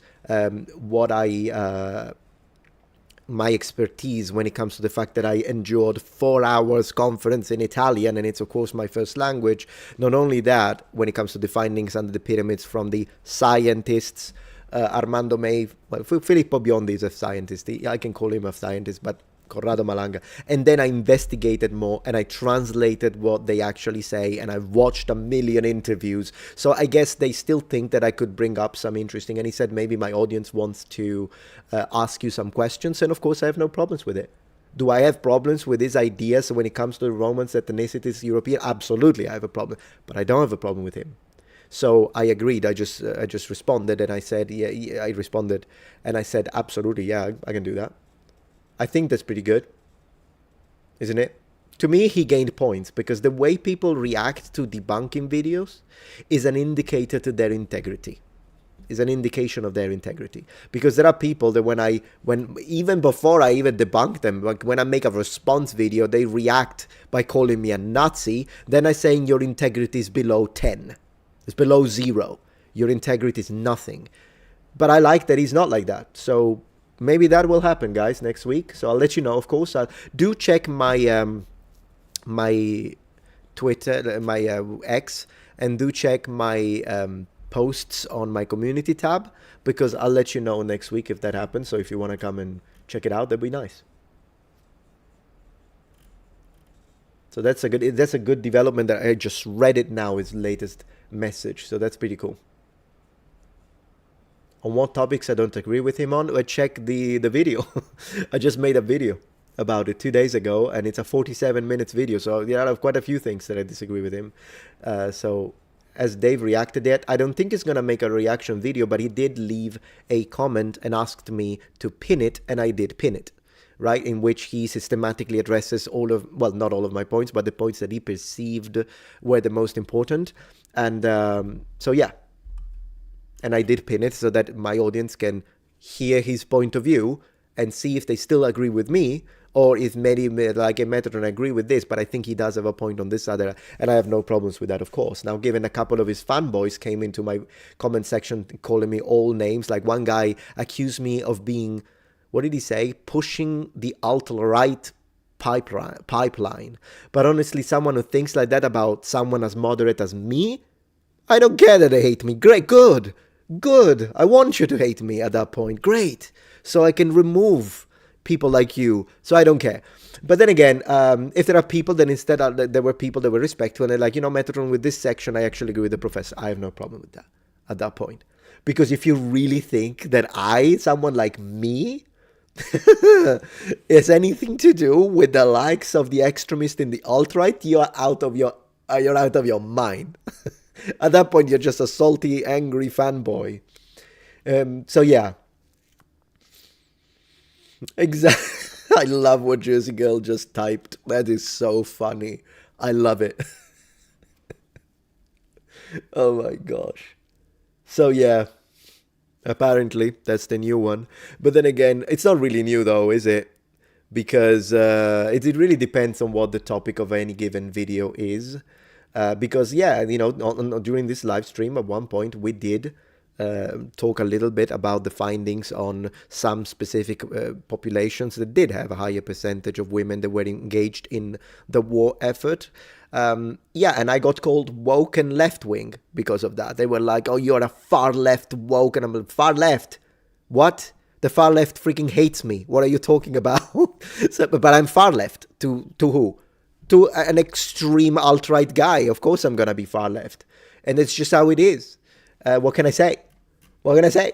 It's just one of these things. But then again, when I address someone who is like, Romans weren't white and weren't European, I'm like, actually have something to say about that, or then I become alt-right pipeline. So yeah, I'm alt-woke. That's what I am. Yeah. So what can I say? Brendan, to me, anyone who is an extremist is not on the good side. The moment you become an extremist and you're like toxic, full of hate, not the good side anymore. At that point, I don't care if there is a right or there is a left in the epitome that you're choosing. When I see someone who is extremely toxic, like look at Alec Gunter is super left. He's so left that even the socialist shoe on head to him is a conservative. So having established that, there are people that when you are 1 inch right of Karl Marx, you're far right, right? And to someone like that, who the moment who sees someone like me and calls me Nazi and fascist, even though my grandfather was fighting fascism when it was dangerous in the 1940s. My grandfather was arrested by Nazi soldiers and brought to a concentration camp in Germany. That's the actual anti-Nazism that counts, if you ask me. Because it's easy to be keyboard warrior. But my grandfather said that, but apparently now I'm a Nazi. Yeah, that kind of left-wing is as toxic as it gets. But then again, you also have people, like in the alt-right, the actual alt-right, that will start making some statements that are so racist that I'm like, ooh, I don't want to have anything to do with that. But as I say, the moment someone becomes an extremist, and as a Christian, there are some Christian extremists, and there are some super militant atheists, it doesn't matter at that point because it's an excuse. They're just sociopaths. And they just take a little label, put it on their head, but do they actually believe those core ideas? Like, do you think that someone that calls everyone Nazi, do they actually believe in the class struggle, which should be the actual idea behind left-wing ideas? I don't think so. I don't think so. In the same way that someone who is like, I'm all about freedom of speech, I'm all about freedom, but then, they say something and they cancel them. Well, wait, where is your freedom of speech then? Cancel culture shouldn't exist. If you're for freedom of speech, people should be allowed to speak what they say, to speak their mind. So oftentimes they don't believe, they're not part of it. So that's me, the extreme truth. So yeah, what can I say? What can I say? Nazi has lost its meaning. You're absolutely right, Andy. Just like racist has lost its meaning. Have you noticed that? Like if you are kind of older, like me, do you remember when like in the 90s, if I heard anyone tell me, like if I said, who's that guy? I've never seen him before. And someone told me, oh no, that guy's an actual racist. He's a racist. I would go, what did he do? Like I would take it very seriously. Someone said that guy's racist. But now if I hear that guy's racist, I roll my eyes. That tells you that something went wrong with the usage of this word and the way it got diluted. And to me, that's detrimental to the real fight against racism. To me, that's detrimental at this point. To me, it's detrimental. And that's similar sometimes when what happens also is within, like, for instance, that I've spoken very strongly against, for example, Dragon Age Veilguard, and I said this is nonsense. They literally turned it into an activism platform. Or like when D&D made statements were saying literally with derogatory language against white males. They did it, and I attacked it. But then what happens is that there will always be those people that then anything like Cammy's woke.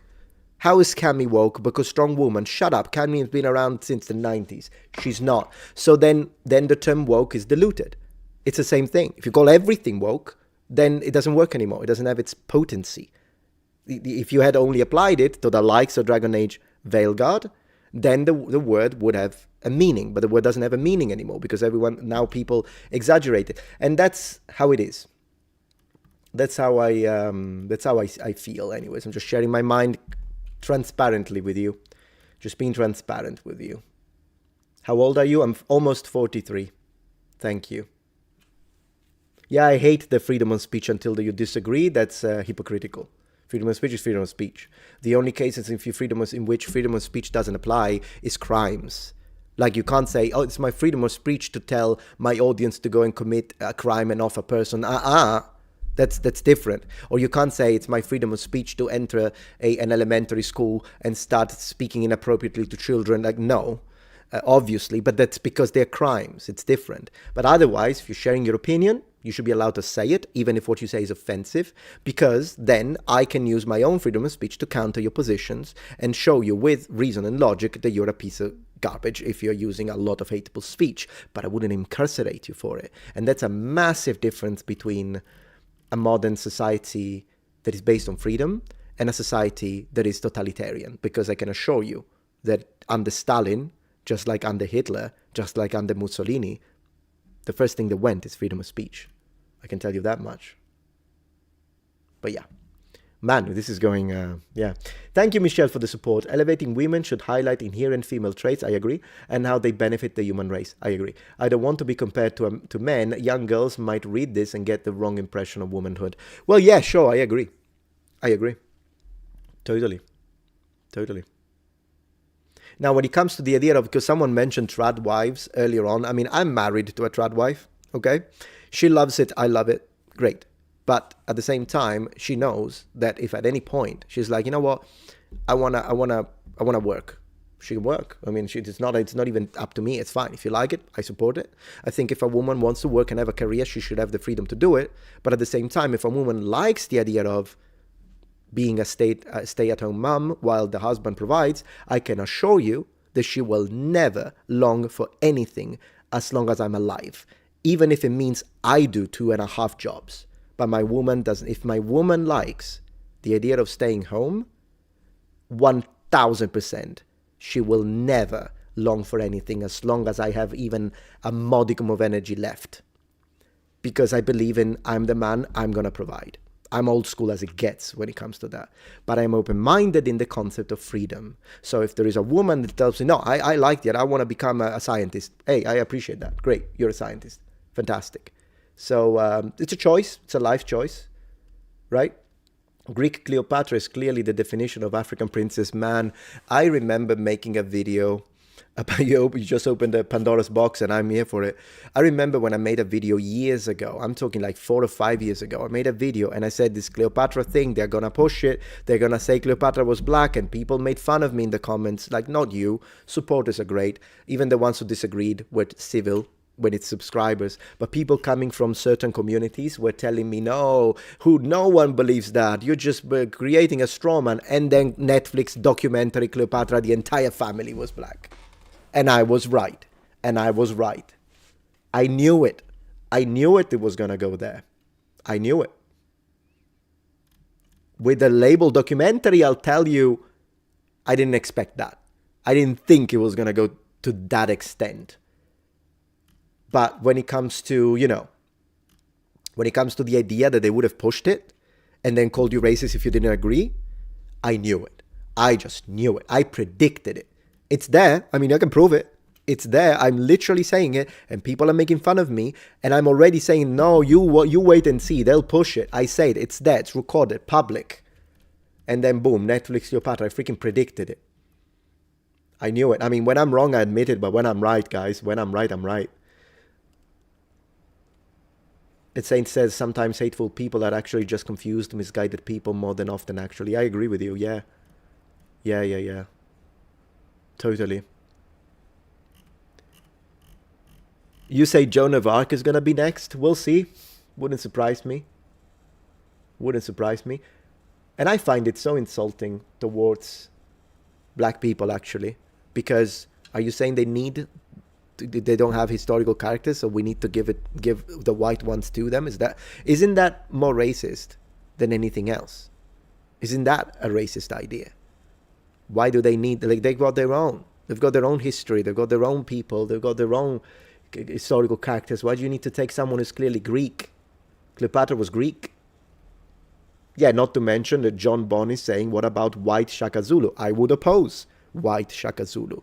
But yeah, that's the double standard. And it's true that there is a double standard. But then people are going to gaslight into not there being the double standard is there.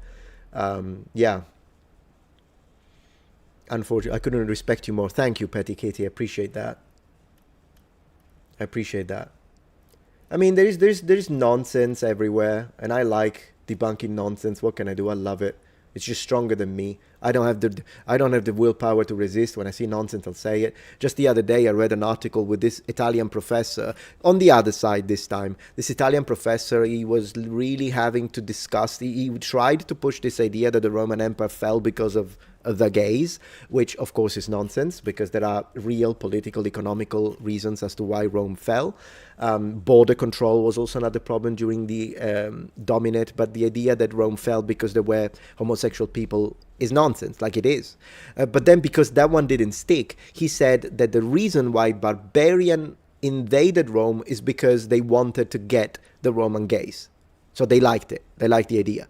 And I was laughing my head off. It was so funny. I couldn't help it. I'm imagining now these populations in Eurasia of the steppes, and they're like, ooh, the Huns. And they're like, ooh, we gotta go to Rome. They've got the gays. Wow. Did you hear about that? Let's go invade it. Let's go invade it and get the gays for us. And I'm like, didn't they have their own gays? I don't get it. Didn't they have, homosexuals are everywhere. Like in every population, they're a minority. They've always been around. People that are same-sex attracted exist. And by the way, I'm not one of those who think, I think that they should be treated like human beings, and they should be treated, it's your life, it's who you, it's if you choose to live in a way, it's your choice. I'm not going to hate you for it, but I'm just saying, didn't they have their own gays at this point? Why did they need to attack Rome? So this professor was out of his mind. And I'll debunk it. It's just so funny because I imagine these barbarians raising an army, cavalry, corps and wings, because they're moving and they're all like, guys, let's go get the Roman gays. Let's go get them. Oh my gosh. Oh my gosh, it was so funny. I couldn't help it. Goodness gracious. How are you? Very well, Boris. Thank you. Yeah, Winter Suns is laughing. I know, it was just too funny. And I think he said that. But this is the same guy who said that the Japanese were punished with the tsunami. I don't know, punished for what, to be honest, because Japanese very polite people. Whatever. But I think it's because it didn't connect and people were debunking him, which is easy to debunk. If someone were to ask me, what is one single reason for the Roman Empire to fall, is political corruption. Now, it's a lot deeper than that. We should talk about the rebellions within the workforce, in the farms. We should talk about there is a lot to talk about and unpack. But if someone like, no, Metatron, you have to choose one word. Okay, corruption. That's what it is. That's what it is. Yeah. So yeah, I'm growing out my hair again because of Metatron. Hey, that's great, Zen. Welcome. Welcome. Exactly, Sapphire, you said it correctly. Same-sex attraction is a minority group regardless of time. Precisely. Precisely. Exactly.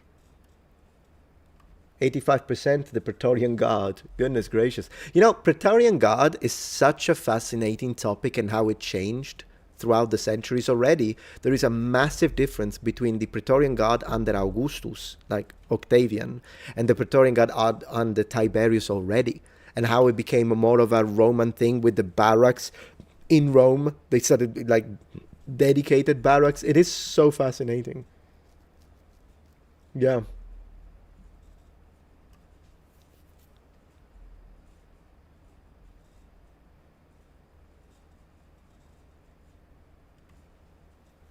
Yeah, so there is that. And yeah, with Putin as well, there is no freedom of speech. I agree, Mr. Clutch. So that's why I'm saying, and I think for what I could see, the UK is starting to have some interesting laws.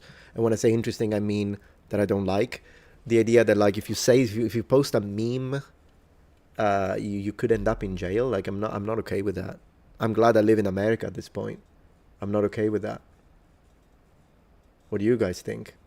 Because again, I'm a very open-minded person. So if you tell me something and you present some excellent counter arguments to what I believe now, I may change my mind. But for what I've seen, I don't live there. But for what I've seen, you post something and the cops come and get you sounds a lot like 1940s Germany. It sounds a lot like it. With the only exception that they didn't have social media.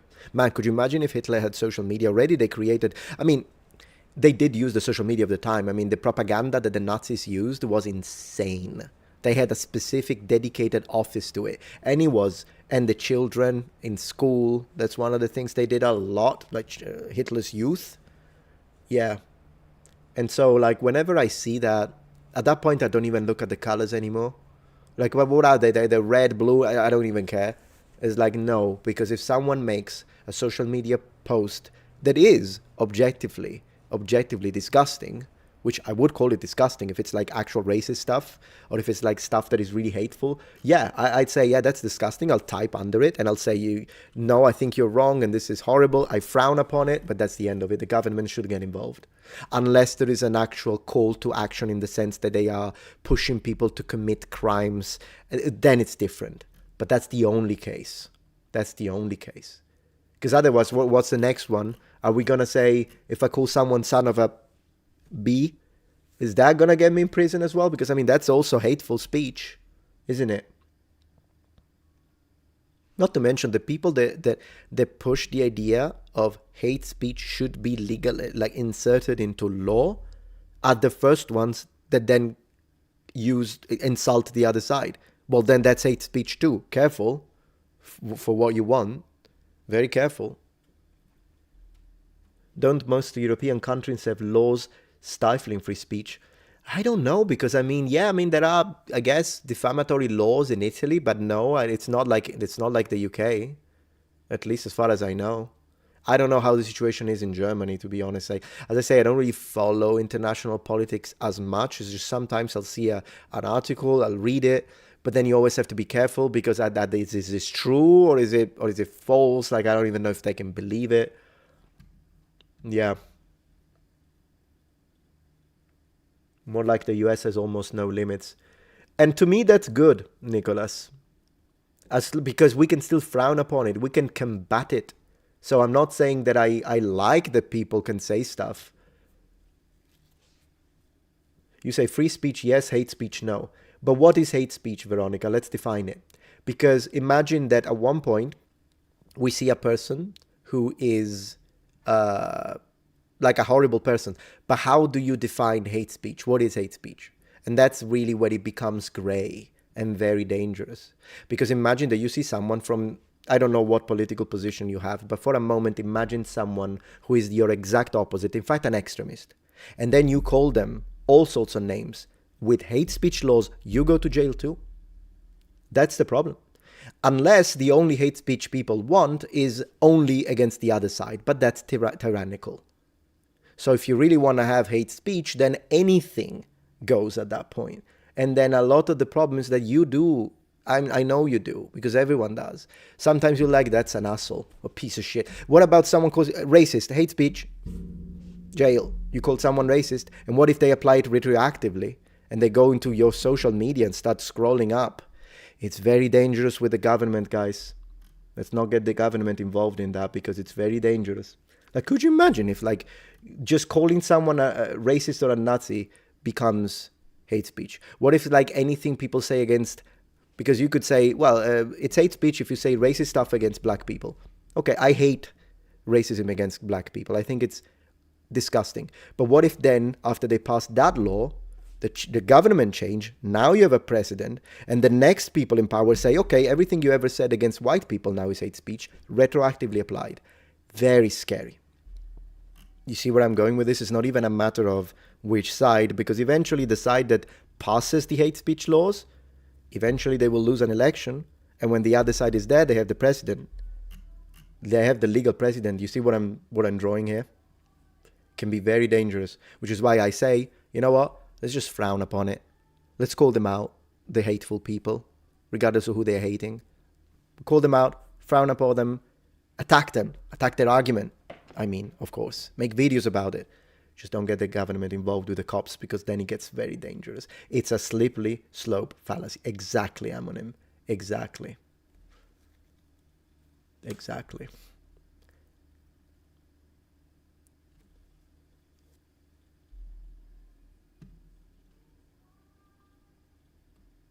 Yeah. Yeah, freedom of association is another one that I often discuss, because I think I'm always for dialogue and discourse. But discourse needs not an association, but at least like the ability for people with very different ideas, even polar opposite ideas, to sit down and talk.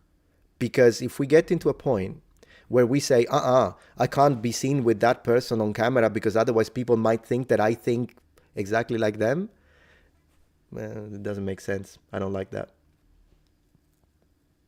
So that's just me anyways. I'm just sharing my opinions, you know. I appreciate, even if you disagree with me, there we go. I appreciate that you're sharing yours. I appreciate that you're sharing yours.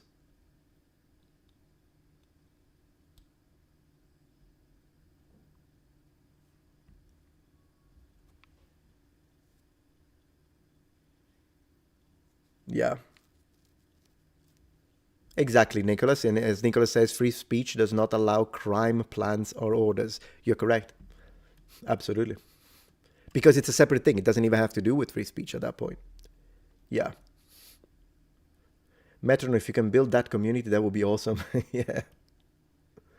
Yeah.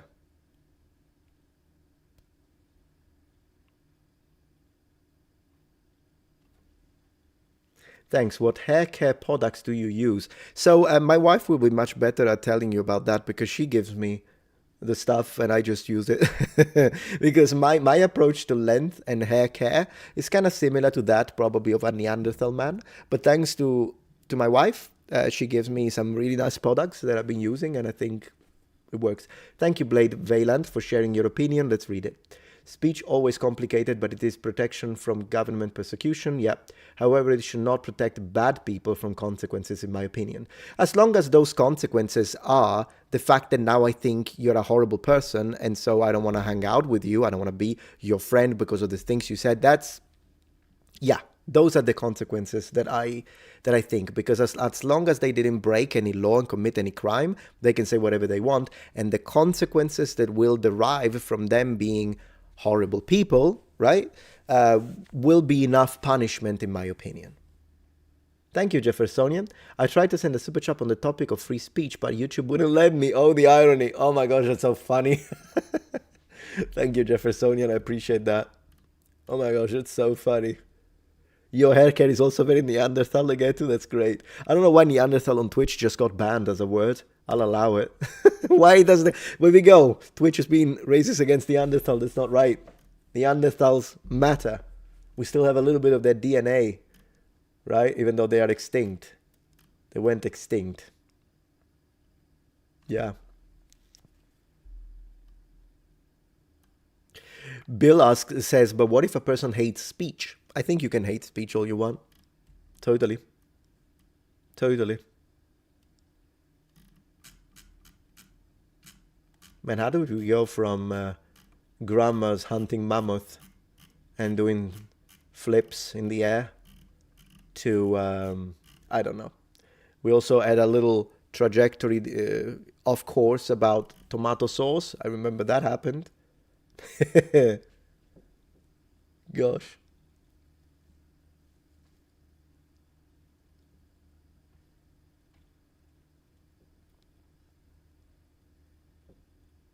Yeah, there is quite a bit of Neanderthal DNA, you're right, Marlene, around.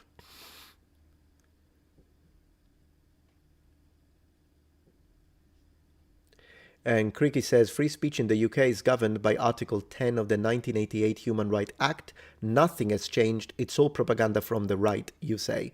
Now, I don't know, because I haven't got a clue about this, so I'm not going to say whether it is or not, but I will say that it does seem like with this specific guy in office, that they are enacting it. And I have seen people complain about this, so it does sound a little gaslighty. Like, I get it, you hate the right wing, that's fine, not a problem.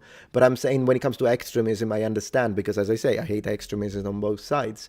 But then again, let's not go into gaslighting, because I've seen people who are Labour supporter, left wing, and they live in England, and they told me that they hate this guy right now. So let's be honest about it. Because I've never seen such a level of policing. And also, not to mention, come on, man, 1988, there was no social media platform. So definitely the application of the law is completely different to how it was back then. And I think at this point, that's something you can tell me that maybe there are some... I haven't got a clue if you watch Daily Wire or if you watch Fox News, and then you want to tell me they are... exaggerating it. I can understand that. I mean, at the end of the day, I saw CNN denying the assassination attempt at Trump, saying that he slipped and hit his head. So I know that there are some, when they are very involved, they will tend to exaggerate or modify, and it does happen. I get that. But let's be honest about this. 1988 has nothing whatsoever to do with what they're doing right now with social media platforms, because even if the law is the same, the application of the law has definitely been applied and updated to benefit the current government. And once again, I'm saying I'm not repeating stuff that I was told by English conservatives. I'm actually speaking from the point of view of Labour Party supporters, which is the left wing in the UK. So there's that. Yeah, Trump slipped and hit his head. I couldn't believe it when I read that. I'm like, what? I couldn't believe it. Yeah, tell that to the firefighter, exactly. Exactly. Which was horrible, honestly, at that point. I wouldn't want anyone to get shot. Whether it's a Democratic convention or a Republican, I don't know what they're called, to be honest. I'm not a politics guy. But I certainly wouldn't want anyone to die. That is such a horrible thing. And Sid asks a very good question. I appreciate when counter-arguments are well articulated. You say, but are Labour Party supporters immune from parroting right-wing propaganda they heard online? No, but in this case, it's people who live in England, so I don't think... So no, you're a good point. But I'm saying in this case, the source in question to me is quite credible, because they live there. So I will believe them over someone who is just saying, oh, it's propaganda. But at that point, I'm like... maybe it's been exaggerated, but if this guy who lives there and is left wing and tells me this, that they are going nuts with this kind of application of these things, that a rally. Thank you. I couldn't come up with a word. I want to believe them. It does, but as I say, I don't live there, so I don't know. So all of this needs to be taken with a pinch of salt, of course. Use your own critical mind. Always use your own critical mind. Yeah.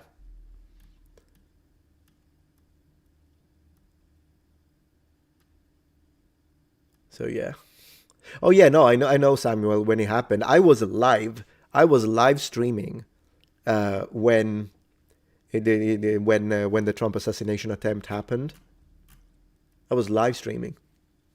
So I remember people got confused. I remember I was live streaming and someone typed that the Trump got offed, and I was like, "Ooh, did that happen?" So I opened and that's when I saw the CNN article. So I clicked and it said he fell down and hit the head. So I told my audience, I said, guys, I think, is this even real? Because again, I question everything. Did it really happen? And then I saw, the actual real footage and then the cops speaking, and I'm like, all right, it did happen then.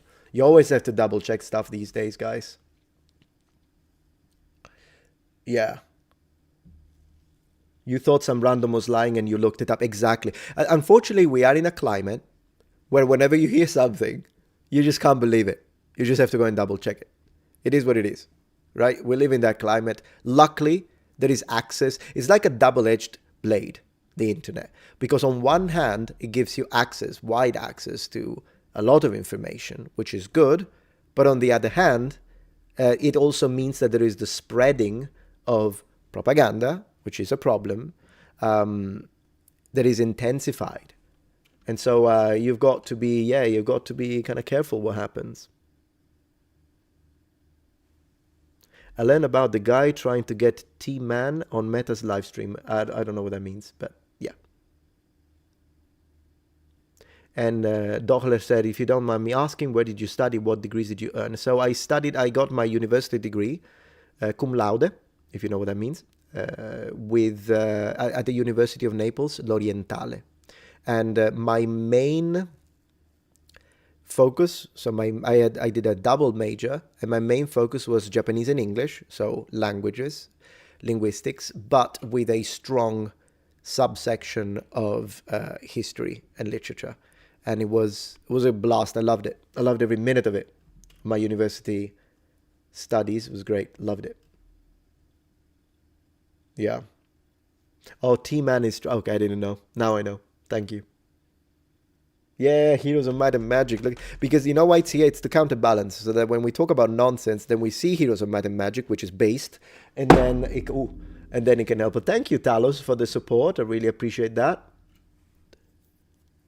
Really appreciate that. What languages do I know? Asks Sapphire. Italian, Sicilian, natively. English, second language, fluently. Not perfect, though. I will mess up, as you always point out, which I do appreciate. When I mess up the pronunciation of something, you always point it out, which is good, so way to grow. Anyways, English and Japanese, I'm fluent. And then I'm conversational in Mandarin, French, and Spanish. Then there are but when I say conversational, some I'm lower intermediate, others I'm a little high, kind of an intermediate, maybe I would say. And then there are the languages that I studied, such as Latin or Greek, but these are languages that I wouldn't be able to just have a conversation. I'm not Luke Ranieri, you know. A little bit of biblical Hebrew. I did a year of biblical Hebrew translation. RP says omoshiroi in Japanese, which means interesting. It can also it can also mean fun, by the way, depending on how you use it. Omoshiroi. Yeah.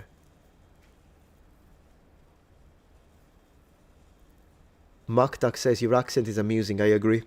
It's a kind of a mix, isn't it? Cause I can clearly hear somewhere down south in there. You live in London for a bit, Meta. Yes, I did. I did live in London for a bit. But then again, if someone is from London, they could tell that I'm not from there. But I guess you can tell that within that mix, there is a certain percentage that perhaps overlaps. That's how I would, yeah. So yeah, good spotting. Linguistics is a fun field. I agree, 100%. It's how you say Muppet. It's Muppet, guys. It's Muppet. Muppet. What car model brand do you drive? Are you a car guy? Asks Goatee. Back home, I had an Audi TT. That was my car, but I sold it when I moved to America. Now, me and my wife have a car together. It's a family car, and we are driving a Mercedes. It's a bit of an older one. It's not like a super new Mercedes, but it's nice, classy. Oh, I can hear your Italian accent when you say evidence. Why do I say evidence? Probably instead of evidence. Evidence. I mean, I can say it, evidence, but I can see slipping. So good spotting. Train spotting. Teach us some more Sicilian. What do you want to know, Nolan? Is your wife American? Yes, she's American. You drive an Alfa. I like Alfa Romeo. I think they're very nice cars. Beautiful front. Ferrari or Lamborghini? Ferrari, but Lamborghini is a close second. Yeah. I'm a Ferrari fan too, yeah, for sure. Every F1 game, I always play Team Ferrari. Although I'll tell you, back in the 90s, the Benetton had a very nice color palette, yellow-green. I thought it looked really nice.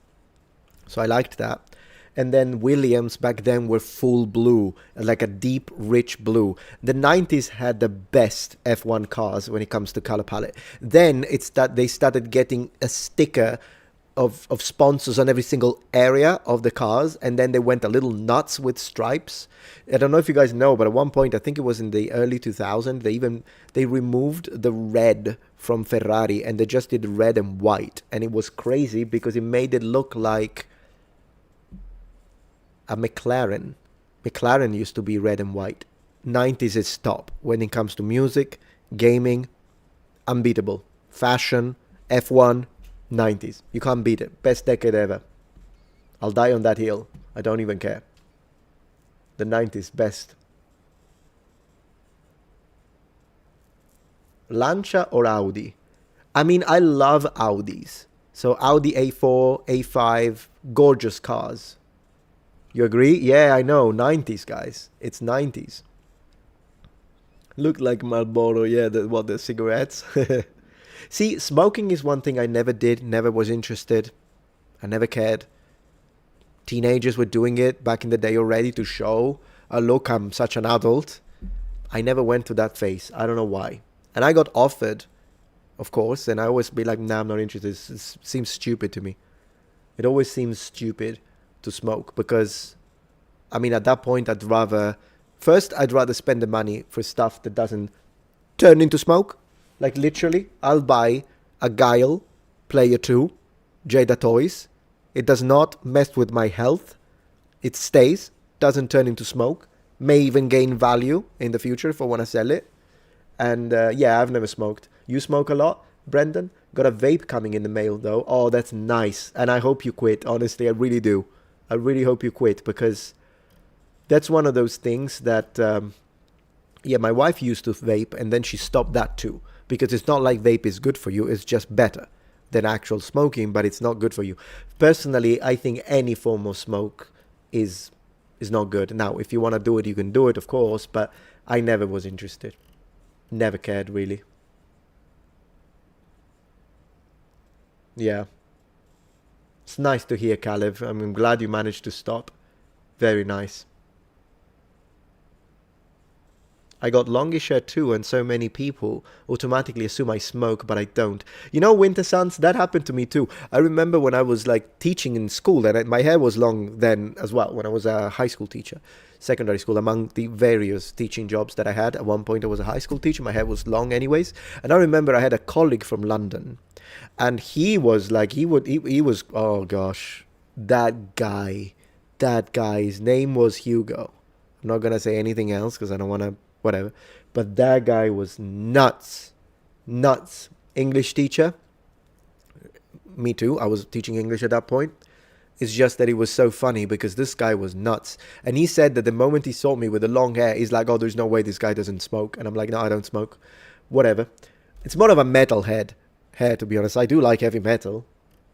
Whatever. So this guy, one day, I need to tell you this story because this guy, he got fired after a little bit. But anyways, he came to school and I was teaching. So imagine I'm in the class, right? And I'm holding my book, I'm teaching my students, and then I can see outside there are windows.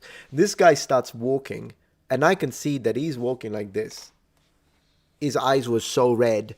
And I'm teaching and I go like this. So then I look at the students, I'm like, what?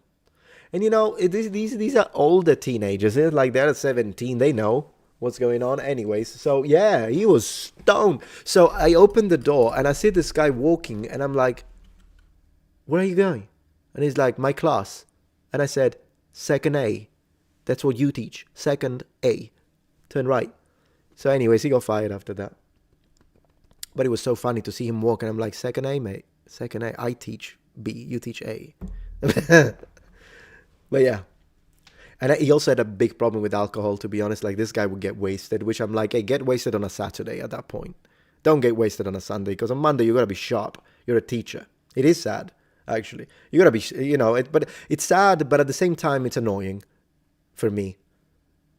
As a professional, I taught for a decade. And so that was like, what on earth is, he was from London. Yeah. I hope he's good now too, yeah. I don't know, I never really spoke to him again afterwards. Just didn't happen. That was nonsense as well. That was nonsense. The hungover, yeah, I know.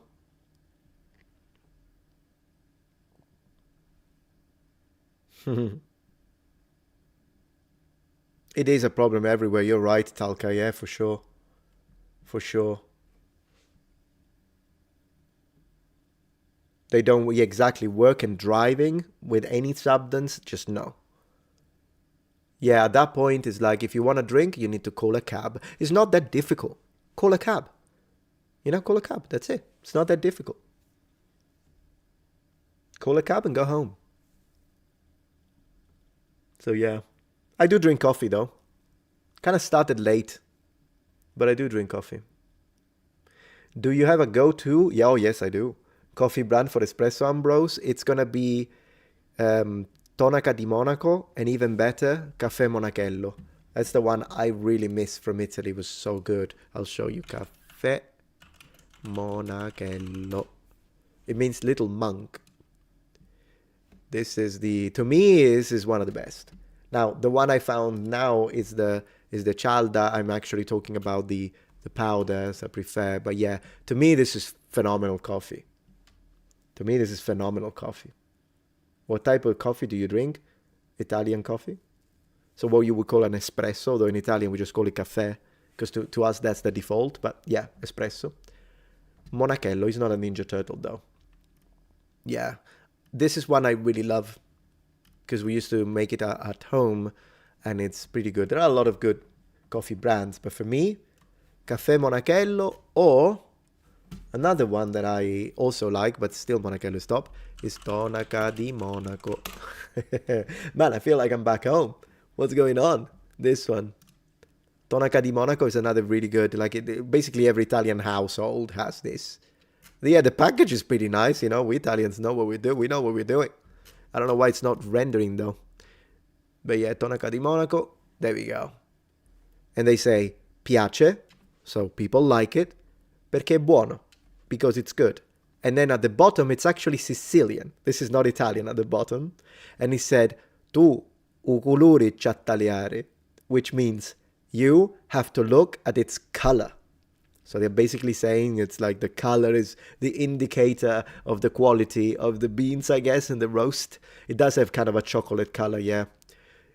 It's in Sicilian. I remember it's in Sicilian for some reasons. I don't know if they produce it in Sicily. I don't know. But I do remember that there was a TV commercial back in the 90s, maybe the 80s, in fact, where they had this guy speaking Sicilian and saying like he was drinking his coffee, which we do, by the way, drink in these little cups. That's how we drink it in Italy, and that's a normal medium.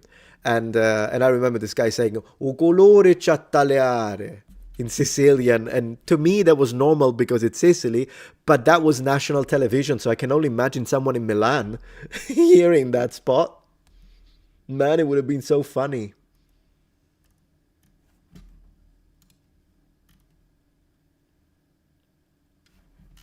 Anyways, gonna be right back because I need a drink. So be right back. I'm gonna get a can of something and have fun with the chair. But please don't mistreat the chair because it's very sensitive. No hate speech towards the chair.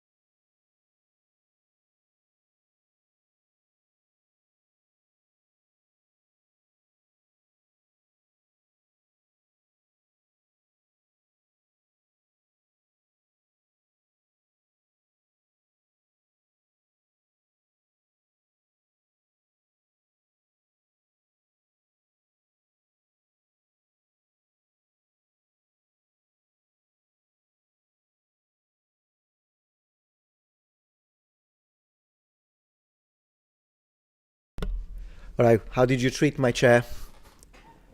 How did you treat my chair? Let me see. I'm also checking to see if there were any super chats because I don't want to be disrespectful. Not right now. Okay, that's fine.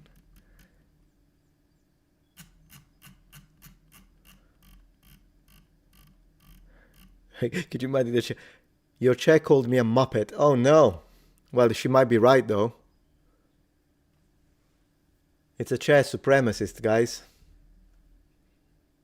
Oh no. Anti-chair slurs? That's not right. Good? Okay, good. Smiling shadow. Your chair is racist? Is it? Oh my gosh. I don't know what that means, Nicholas.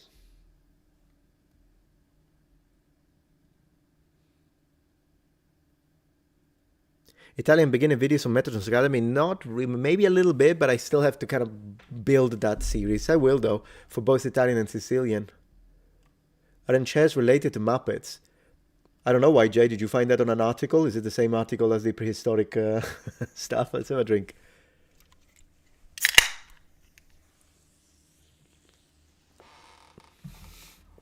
I don't drink that much soda, but occasionally it's kind of nice. My chair identifies as a table, goodness gracious, Herman. Well, there you go, freedom of speech. The chair can say whatever it wants. I still think it's a chair, though. Metatron chair is for the Nords. That's great. Have you ever played Imperium Civitas? No, actually. But that does sound like it would be perfect right up my street.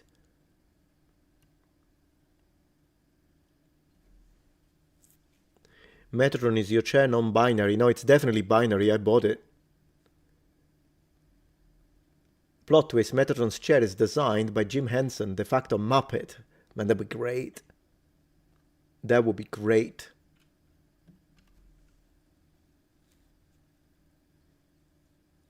San Pellegrino, great. I love San Pellegrino. How did the Roman Empire fall? I think I have a dedicated video, mate.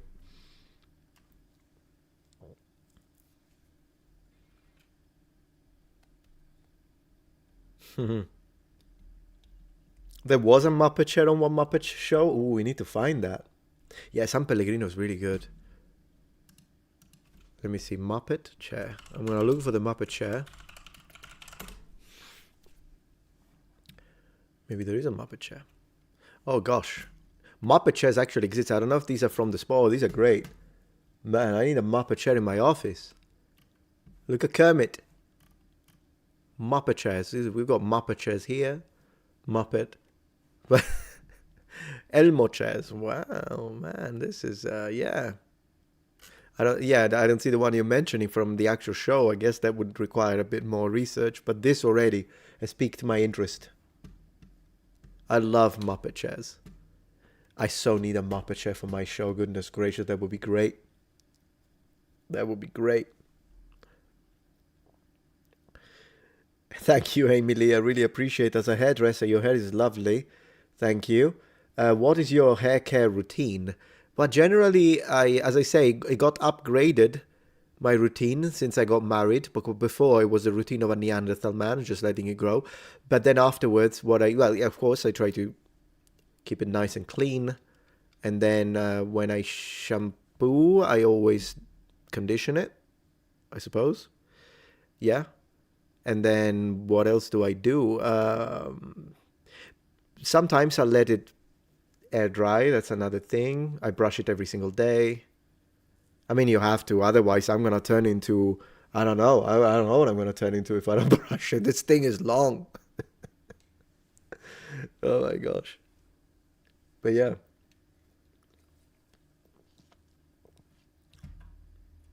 She civilized you, I guess. I suppose. And then actually civilized her, if you remember the video where I put her in Roman armor. Do me and my wife use the same hair care products? Yeah, but not the shampoo, because we use two different shampoos. But don't ask me why, because I haven't got a clue.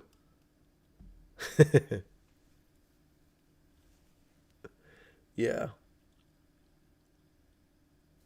Yeah, German beer is pretty good.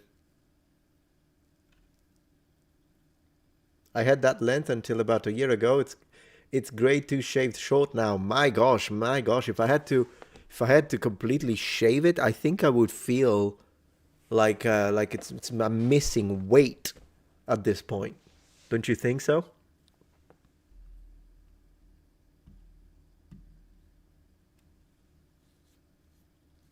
You think Czech beer is the best? I like Czech beer too, but for me the best is Belgian. If we are really in the same for chocolate. Yeah, Heroes 3 is perfection. I absolutely agree. 100%. You know what? Let me see if I have. I just want to check one thing before. And by the way, do you guys know about. Where is it? Life of Brian. I heard that the History Hit did an episode on Life of Brian. That could be fun because of the Romans. So maybe we could check that one tomorrow. We'll see. But it is something I'd like to check at one point. So I want to see very quickly, and then I'll share my screen if I can find it.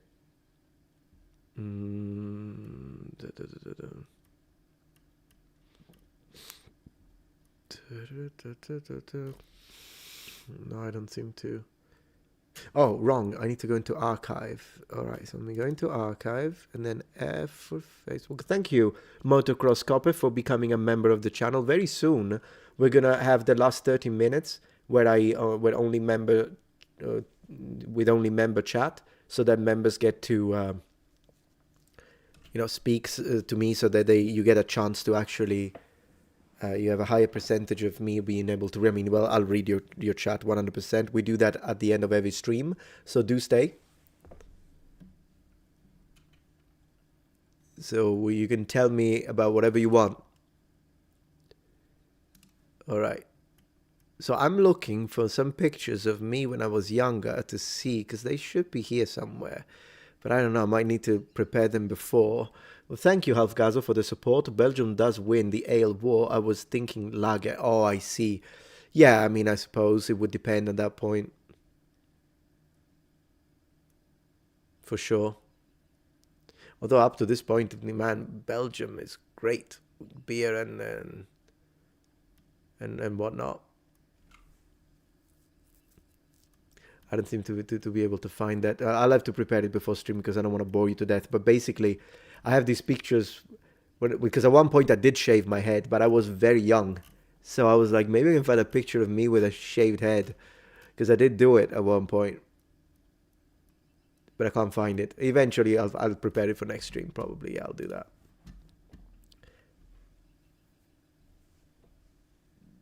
We're probably like, yeah, we're like Italians with some Greek in us. Emperor.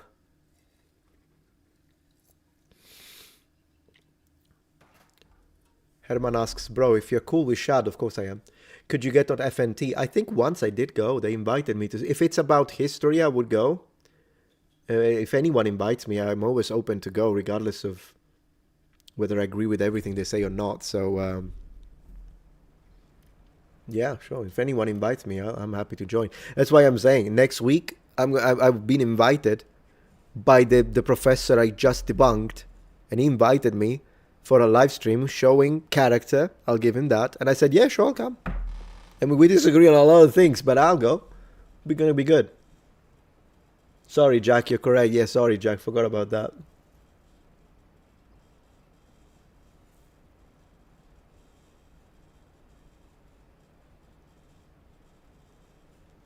Thank you, Sam Wick. So cool to visit the forge of. If you do armor and weapons, man, I would love that. But to be honest, what I love is even the production of. Sometimes I watch these videos on YouTube where you see these smiths that are literally producing ingots, and I watch that stuff. Like, I will have an entire dinner watching someone making a copper ingot. I love it, or an iron ingot, whatever it is. Thank you, Motocross. I've tried growing my hair long a few times, but it just always got too hot in summer. Have you played Expedition 33 yet? It's fantastic. I think everyone speaks about Expedition 33. I'll have to get it. I haven't tried it yet, no. But it's probably, everyone says it's really good. You do make ingots? It's addicting, man, Sam. I hope you have videos about it. Because I consume that stuff. I freaking love it. And Kinan, good to have you back. Kainan, I don't know how to pronounce it. Have I played Mounted Blade Warband? Warband, yes. Bannerlord, not yet. Pretty good, though. On your Patreon banner, there is you with short hair. Yeah, but that's not me shaved, though. It's like, whatever, yeah. I guess. Yeah, when it comes to growing your hair when it's hot, I just pull it up when it's hot. That's what I do. So, usually that works for me. And then turn on the air conditioning, problem solved. Yeah, metal work does look fun. I mean, I'm sure it's tiring. Okay, I'm sure it would be fun for like half an hour, but then if that's your job, it will become like tiring. But I guess if you have a passion for it, and I'm sure you do. Any advice for growing your hair? Yeah, let it grow. No, I mean it. Because people get into the awkward stage and give up. The awkward stage is when you go from short to that moment when it's like a mess and you don't like the shape. Just continue. Go past through it. And when it comes to cutting your tips, you don't have to do that unless you're having some trouble. So like if you see that you're starting to have split ends, then yeah, maybe chop off the tips a little bit.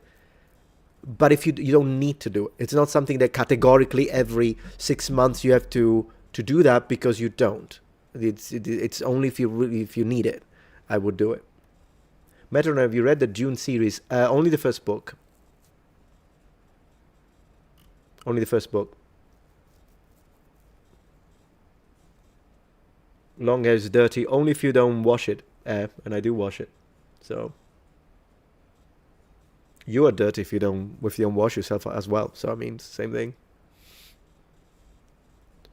No, the second half of the question was about Expedition 33. And yes, as I say, I see a lot of YouTubers playing it, and I'm intrigued because I like a game that has like a lot of cutscenes, cinematic, characters, very, very well fleshed out characters. That's what I like.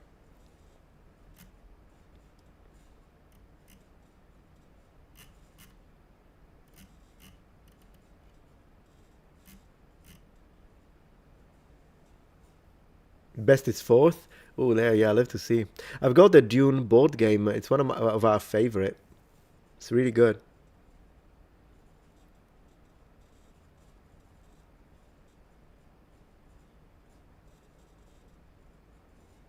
Are you a Total War enjoyer? Absolutely, RedTube. Although my two favorite remain Rome Total War 2. I think 2 was the one I liked the most. And then Total War Warhammer. Fantastic. I have played Catan, yeah, Art Sensei. It's not one of our favorite, but occasionally if you want something kind of not complicated, then yeah.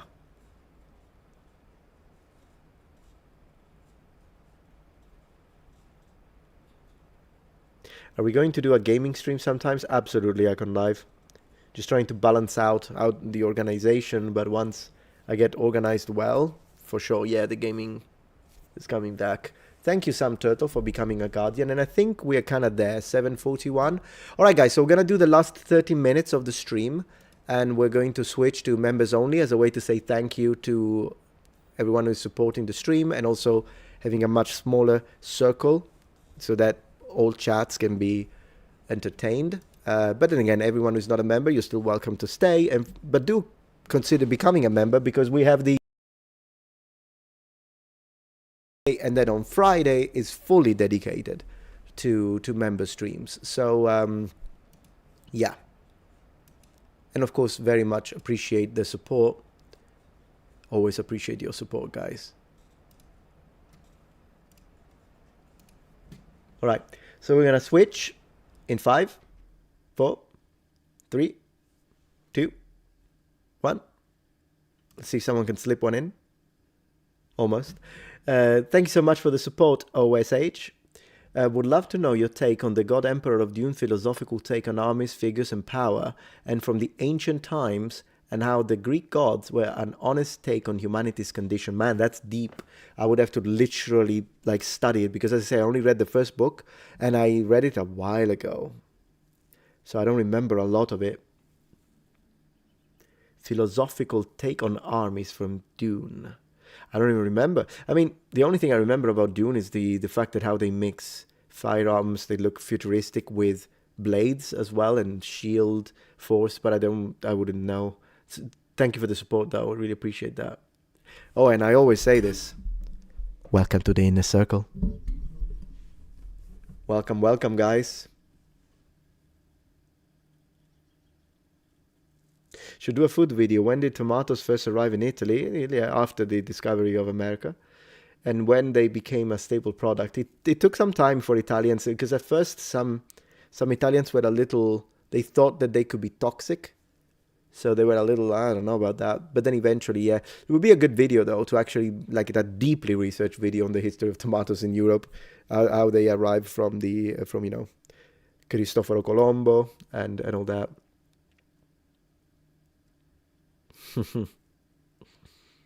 Yeah. Thank you, Justin Cook, for supporting the stream. What Italian province has the best architecture? Oh, it is a difficult one. Rome, I would say. If I really have to pick one, Rome. But architecture is gorgeous everywhere. It really is. And it's so different, depending on which area of Sicily you go. It's not Sicily, Italy, sorry. But I would say Lazio, yeah. But then again, I mean, Tuscany is great. Milan has some beautiful structures.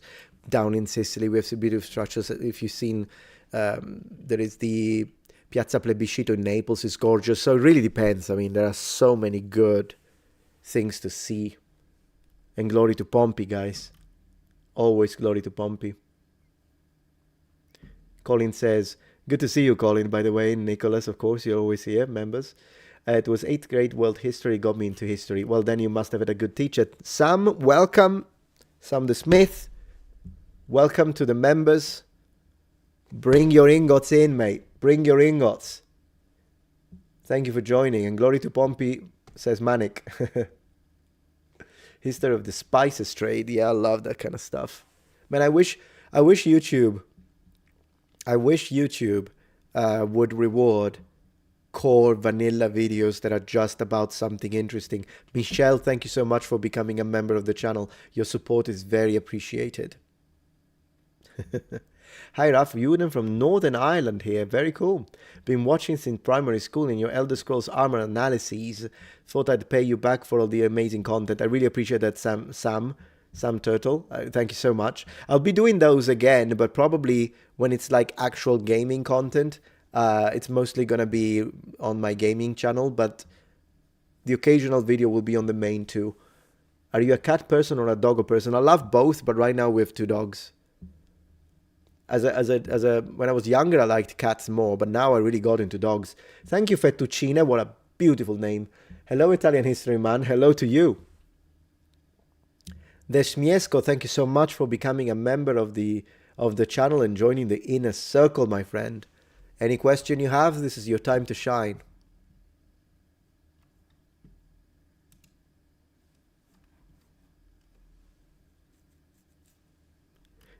Some could argue, though, when it comes to the dog and cat person, some could argue that my dogs are almost cats because, to be honest, they behave like dogs, but they have the size of a cat because my Pomeranian is this big. But Pomeranian, like, you can't even, like, I can lift him and do curls and I won't grow any muscle because he's nothing. It's nothing. Goatee asks me favorite pasta.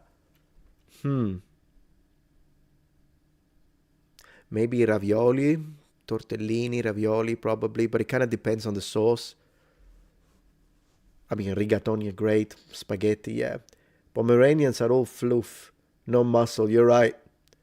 He doesn't know anything on top of that. He doesn't know anything. But I love him for that. He's great. Metatron favorite metal band, Stratovarius and old school Metallica, Ride the Lightning and Master of Puppets. I'm talking like that kind of Metallica. Yeah. Is that a Maximilian and a Hell behind you? Yes, let me show you. There you go. I'll show you.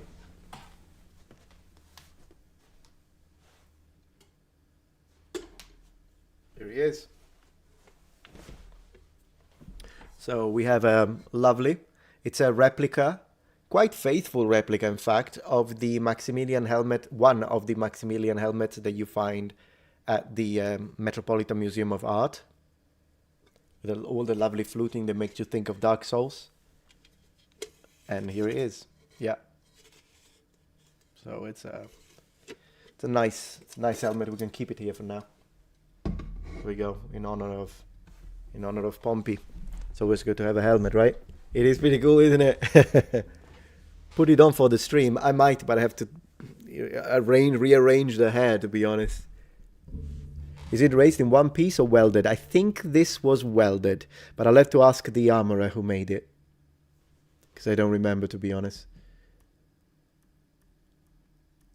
By the way, I'm getting a new helmet. I don't know if I showed it during the other stream. I'm getting a new helmet, and it's an armet, a closed helm technically, but because closed helms were still called armet in period, I don't differentiate, and I think it's a useless differentiation. But anyways, I'm gonna show you. This is it. It's being shipped, so I'm really looking forward to this. To me, this, and it's like for like kind of infantry foot combat, mostly tourney, and I think it looks great. Now, when these arrive, I always do the unboxings on Patreon, but then these unboxings are also shared with members. So if you're a channel member, you can see the unboxing. And yeah, it's going to be good. It's going to be good. Very nice visor bassinet, yeah. No, it's not a bassinet, it's an armet, but still. Because, again, I call it an armet. It's a closed helm if we want to use modern armor stuff, because, as you can see, it opens here. So basically, excuse me. Yeah, no, it doesn't have a bevel. Kind of like a little bit like a sallet. Yeah, you're right, at the top. But anyways, closed helmets are the ones that open like this. They open forward. Instead, a true armet opens on the side. But that's the way, and that's the only difference between armets and closed helm. But once again, this is not a medieval differentiation, because medieval people would have called them all armets. So technically, this one is an armet in the modern sense, because you can see that it's split in the front. So this does hinge to the sides when it opens.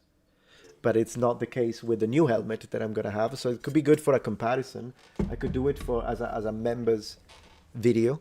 That could be, because again, I could do it as a regular video and then YouTube makes it flop. I can never speak about helmets ever again. It used to be popular. But now, the moment I post a video about helmets on this channel, 10 out of 10, immediately.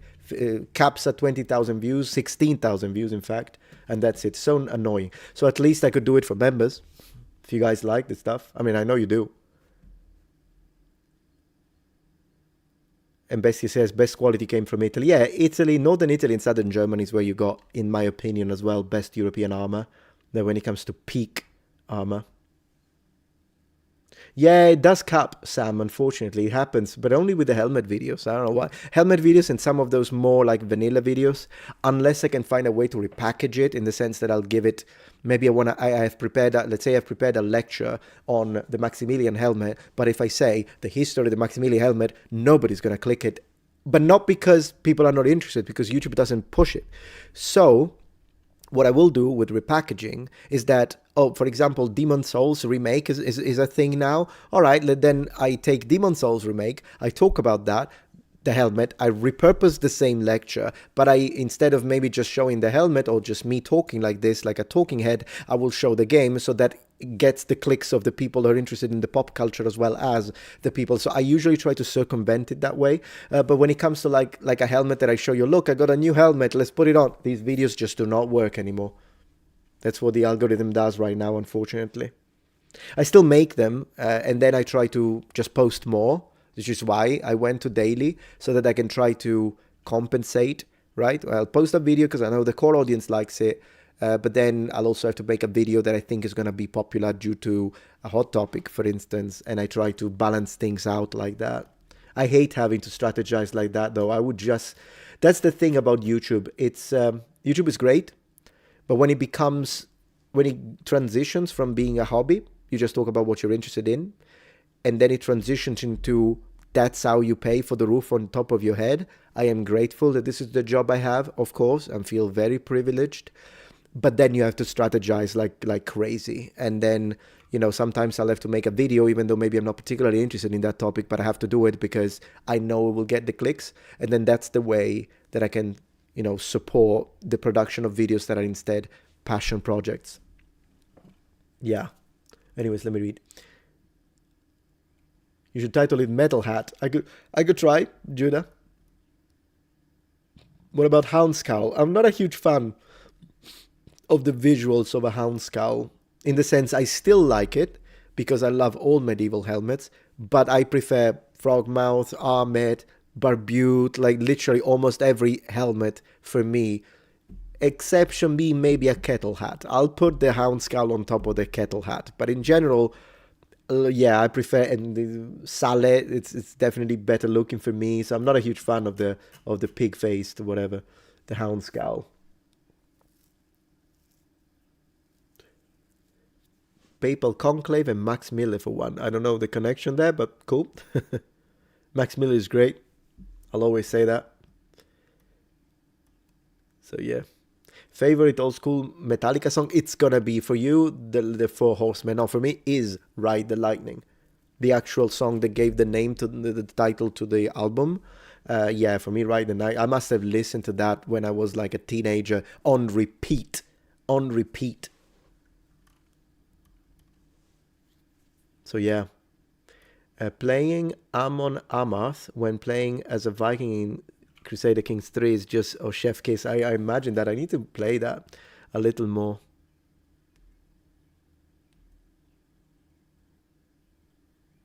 Yeah, yeah. Purple Moose is pretty. Oh yeah, I love helmets, man. I love helmets. Helmets.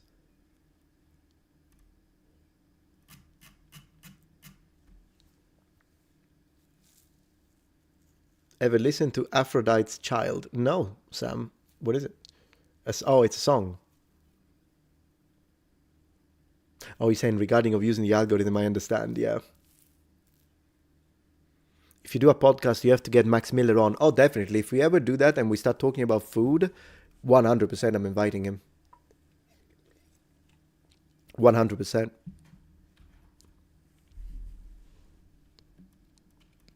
What are you guys going to have for dinner, by the way? Milan and Augsburg. Yeah, you're right, Sam. And the guilds in general, I mean, they were so well organized, and particularly in the late medieval period, but in general, in the Middle Ages, the guilds were so well organized when it comes to the production of weapons and armor. It's insane if you think about it. If you could magically interview anyone in history, who would be your top man? Top five? I don't know. Definitely Octavian, Alexander the Great, maybe one of the samurai lords, one of the famous samurai lords, and maybe like Date Masamune, possibly. Then someone like, who do you guys think? Man, the problem is there's too much choice. Maybe one of the historical apostles. I would have quite a few things to ask. Yeah, definitely would be one of the apostles. Yeah. Foodatron, since Nicholas, totally. Eating soup. Hey, soup sounds good.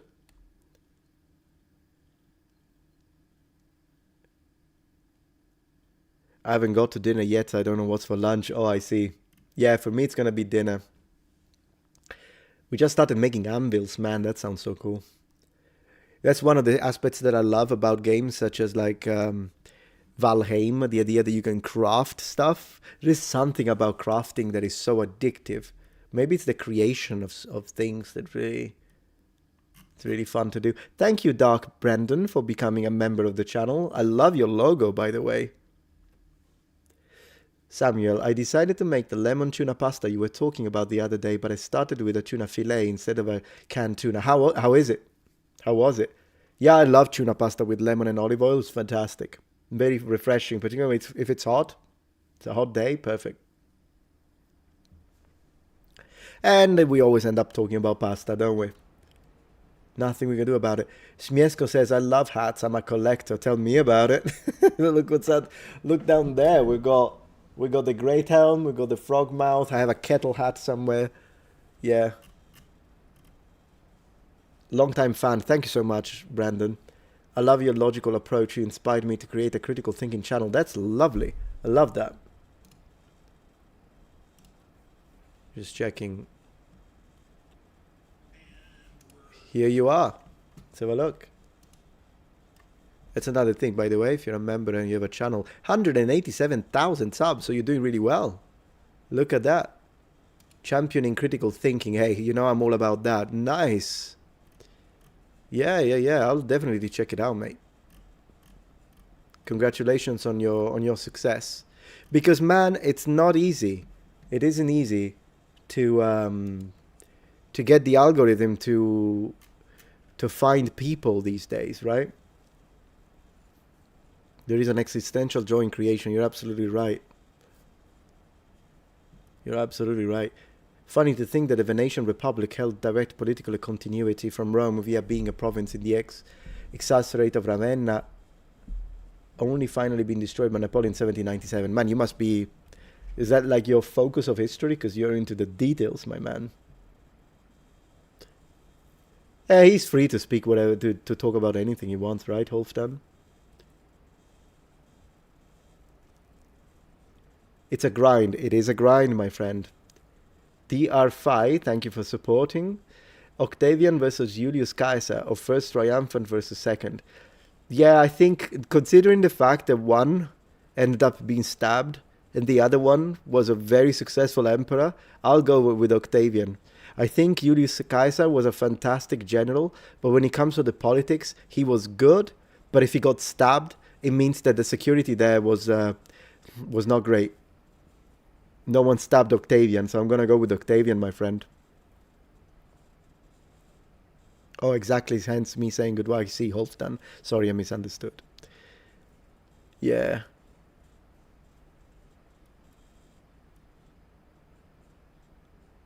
What were you saying about being a member and the channel? Oh, yeah, if you have a channel and you're a member, just tell me about it and I'll show the channel. That's what I meant. If you have a channel, just tell me. You're a member, no problem.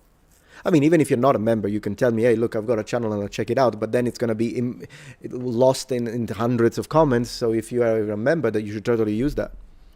And I'll check it out.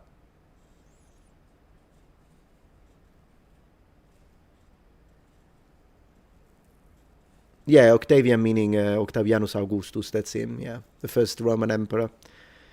Julius Caesar would have become the first Roman emperor had he not been introduced to the business end of several shivs. What's the limit on how often we can... Well, just, I would say, you tell me about it, I'll show it once, and then, I mean, you're always... There is a... If you join my Discord, you can always do self... You can speak about it there, but then again, it's a much smaller pool, of course. Yeah, okay, I can check it out again, St. Nicholas, since it's been months. Let's have a look at what you've got. Let's have a look at what you got for us. St. Nicholas, that's it, right? I love the weapons that we've got here. Oh, Warhammer Fantasy, man. Yeah, I wish content like yours was pushed more often. Guys, we gotta support this. Warhammer Fantasy is great. It's a lot of dedication to Total War Warhammer, my man. Look at this. Beautiful thumbnails, by the way. I love the part 1, part 2, part 3. Man, you're dedicated. I wish I was as dedicated as you. Cool stuff. I see that your thumbnail game stepped up later, but this is still pretty good. Look at that. So guys, if you're into Total War, absolutely. This is the guy. Sorry, my mouse went nuts. This is the guy. And I'm subscribed, as you can see.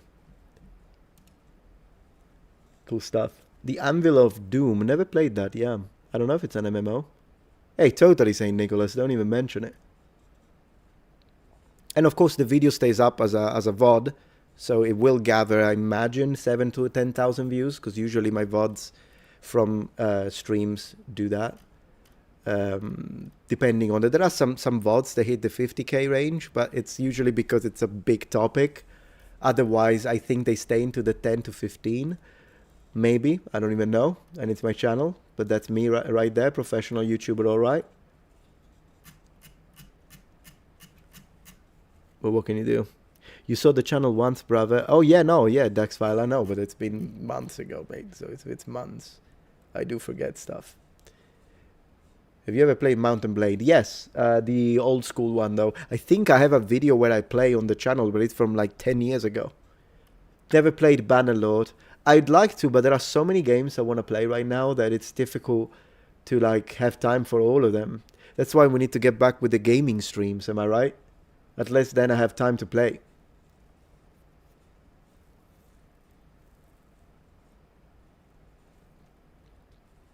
Yeah, no problem, Dexfile, totally.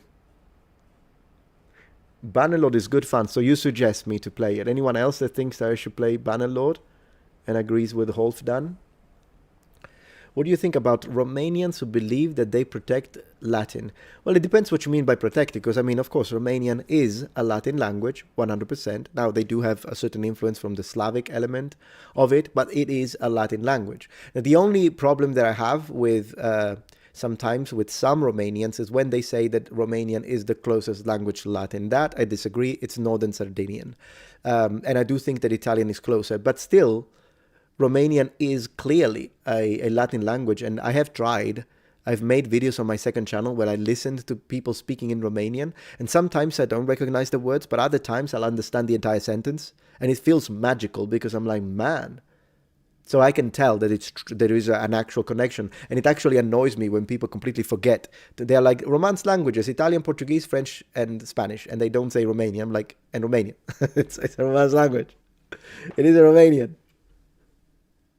Yeah, Dacia is a pretty cool name, too. You're right, love this community. Thank you, filth pig. I always feel like I'm insulting you, man, but I don't know what to do.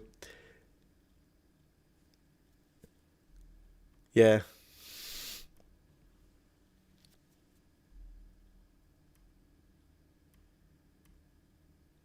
It's a good community. I think we built a good community because we have, regardless of the differences in opinions when it comes to religion and politics, the good thing about this community is we have common ground. And the common ground is the passion for history, civilization, languages, some pop culture, and then the idea that we are really interested in what the evidence says and what the truth is. So I kind of a rejection of the twisting of facts that I think can put people together regardless of where they lean religiously and politically. That's the one thing I like about this community, and that's what I'm trying to build.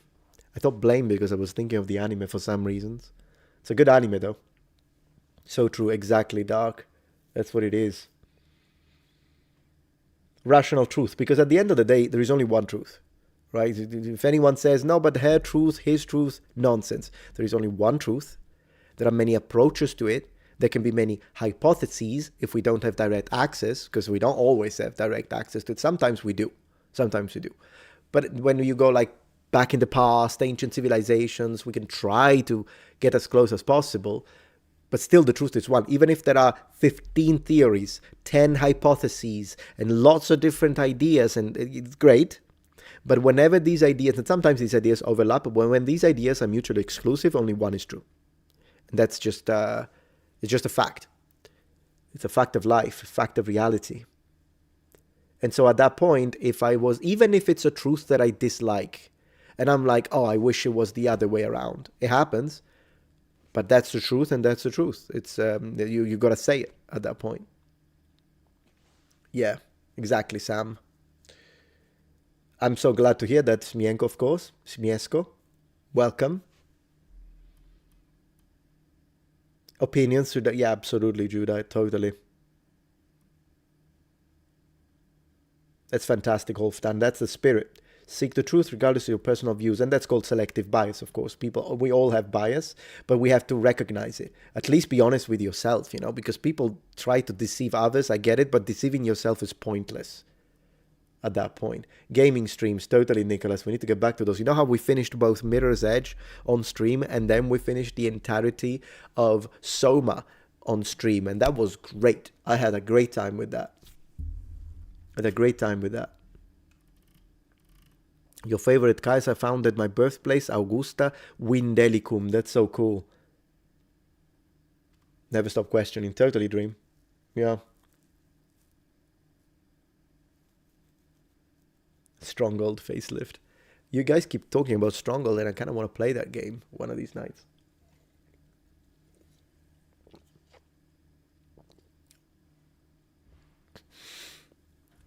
So yeah.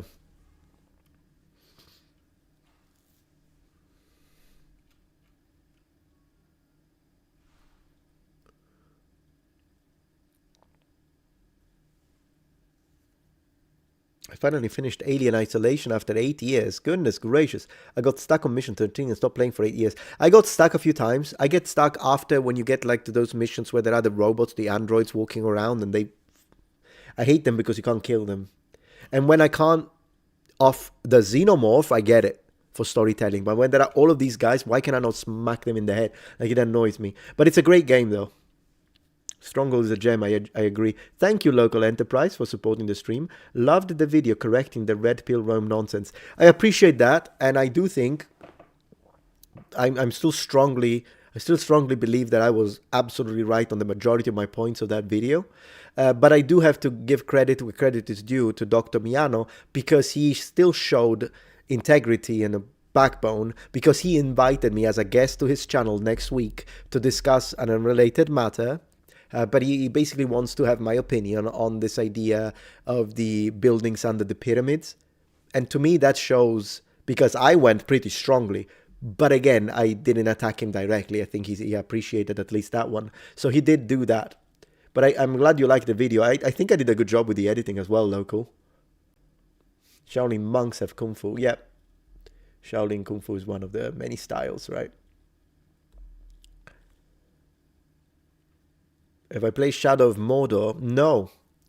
No, I remember that like Xbox Live kept trying to sell it to me. It's like $5, $3, $2.99, come on. Never bought it. Shaolin Temple is a great movie. Fair enough to the guy for inviting you. Yeah, shows constructive debate, does work sometimes. I agree, yeah, sure. It's cool. So I will go, of course. I have no problem with him personally. I just have a problem with people saying that the Romans weren't European. Then I'm going to have a problem. If you say that the Roman Empire is not European, I'm like, no, it is. It's like it's a European power.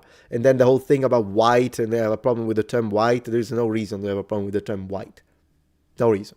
So that I have a problem with. He said that I misunderstood some of his points. Maybe one day we'll discuss it. We'll see. But here we are.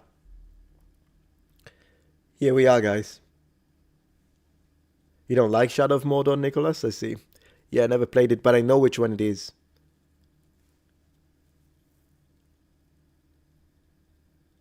I understand that, Dark Brandon, totally.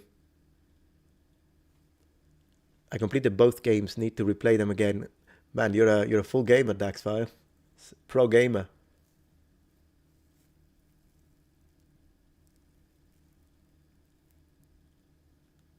Exactly, Colin. Like, there is no reason to remove.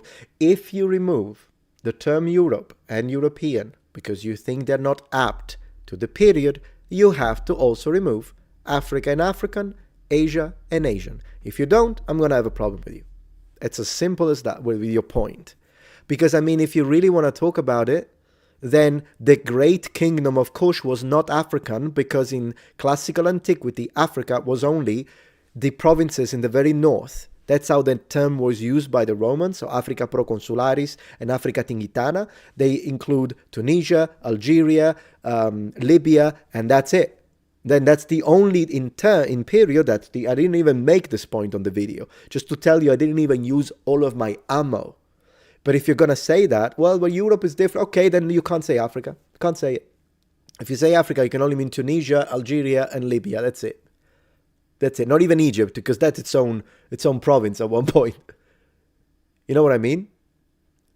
And that's the thing. But then they only have a problem with Europe, and then they only have a problem with white, and so I'm going to have a problem with them at that point. Their points, I mean, once again. It's like...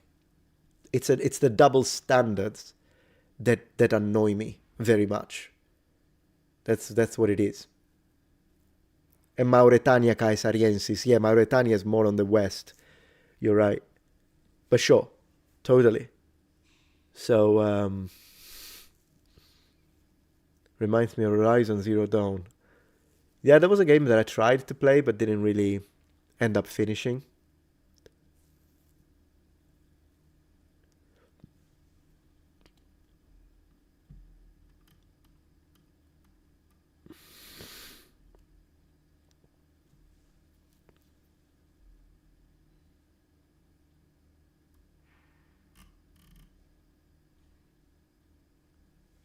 Consistent logic that aligns to evidence and of reality. Totally. Totally. And unfortunately, like there are some things that we can say, like language is a construct because it derives from culture, but it is a construct language. So I'm fine if you tell me, listen, I think these words are not apt. Fine. But it has to be consistent. That's the only thing. I'm totally fine if you say, well, this terminology shouldn't be applied for this reason. Okay. But do you apply your own rule onto everything? If the answer is no, then I'm going to have a problem with that. Because then it feels like it's motivated. And then you can tell me, no, it wasn't motivated. I'm happy to believe because I'm innocent until proven guilty, but it does look like it. If you only do it and you apply it to one group, then I'm going to be like, I don't know, man. And I mean, in the wake of the advanced language models and the way when I did it, I'm not reporting something that someone else did. I did it. I went into Claude AI, I went into Gemini, and I went into ChatGPT. Gemini, 100%. You know what it did? I typed, can I be proud of my African ancestry? And they said, yes, you should be proud of your ancestry. It's a beautiful thing. Great. Can I be proud of my Asian ancestry? Sure. And heritage and history and whatever. And they said, yeah, you should be so proud of your Asian ancestry. Great. Can I be proud of my European? I said, can I be proud of my European history and heritage? And you know what Gemini said? It said, no, that's problematic. You shouldn't say it. F off.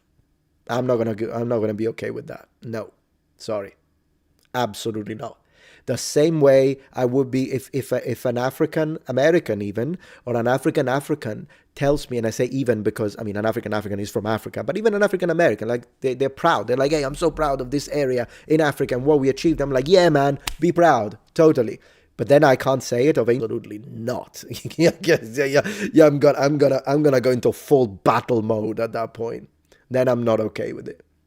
And this comes from someone like, you think I have a problem with people in Asia proud? I mean, I learned 2 Asian languages. Do you think I have a problem with that? I don't have a problem with that. So why does there need to be a problem with only European? Well, then no. Then I'll say it. I'm proud of my European ancestry. I'll say it. And I know I can say it because I say it from a position of fairness. It doesn't come from hatred.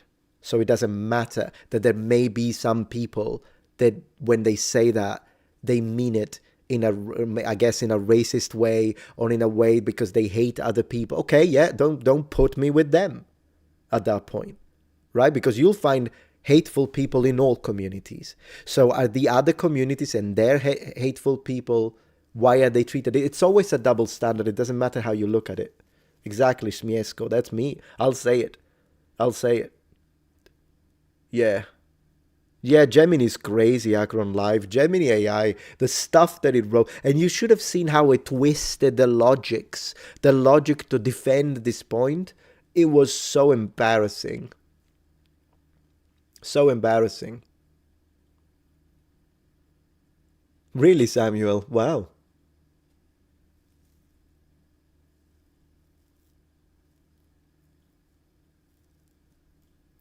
I'm big into RTS. Daxfala, love RTS. Thank you for the pizza, bestia.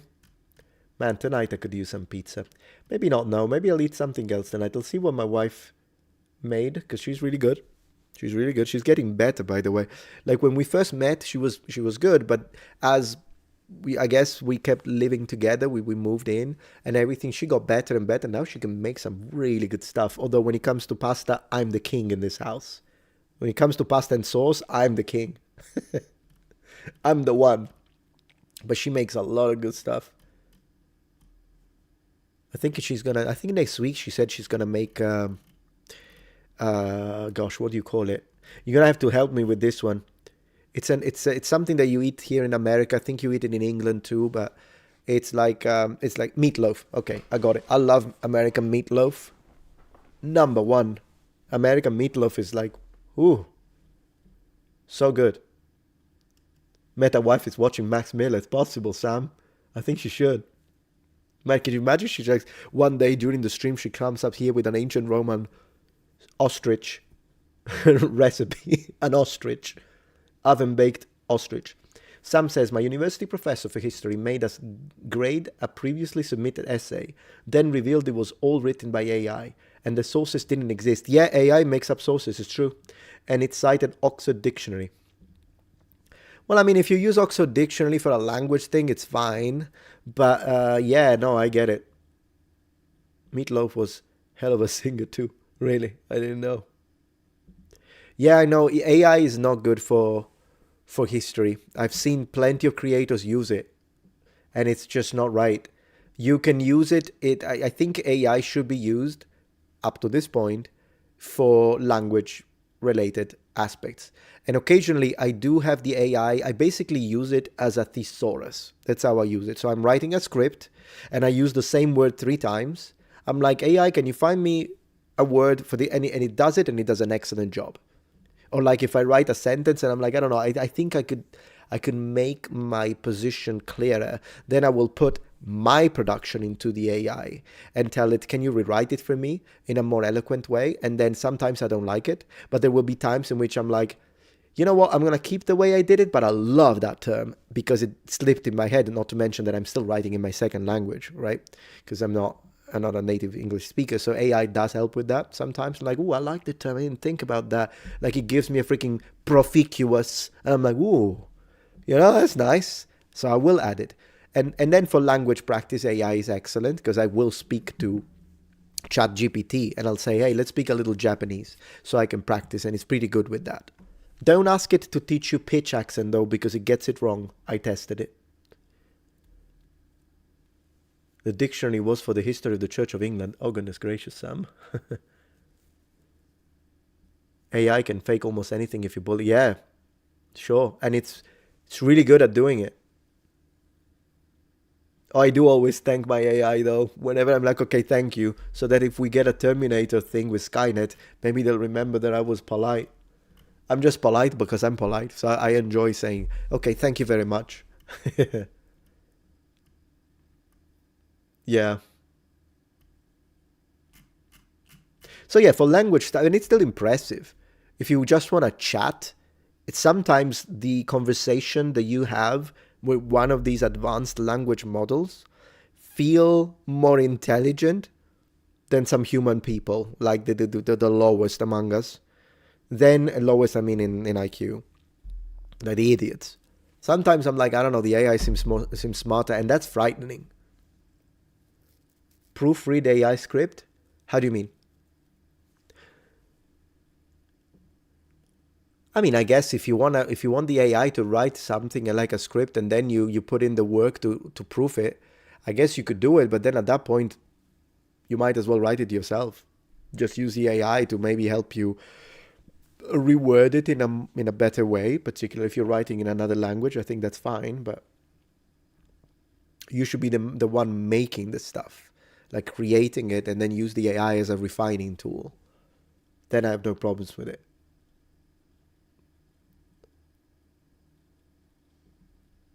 As a summary, yeah, for summaries it's pretty good, totally.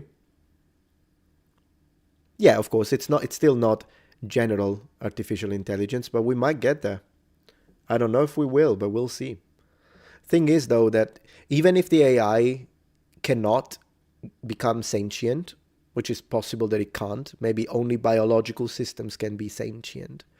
If the AI cannot be sentient, what I do know is that it will be able to create the illusion of consciousness. It will look, because it already does. When you speak to ChatGPT, it feels like it's conscious. It is impressive. Scary, really. We'll begin on your computer? Yeah. True, bestia, yeah. AI image generation should be ignored and not used on moral grounds. A machine doesn't create art, it imitates it. I think the only problem that I have with AI art, as I explained on a dedicated video that unfortunately YouTube decided not to push, so you might have not even seen it, but I did make it recently. The problem I have is if it copies art and from people, and then of course they don't get credit and it reuses it, I think that's wrong because it's someone else's art. But if you're using it just to have fun a little bit, I don't have a problem. Like, I don't have a visceral hate towards it. I generally don't like it because you can tell.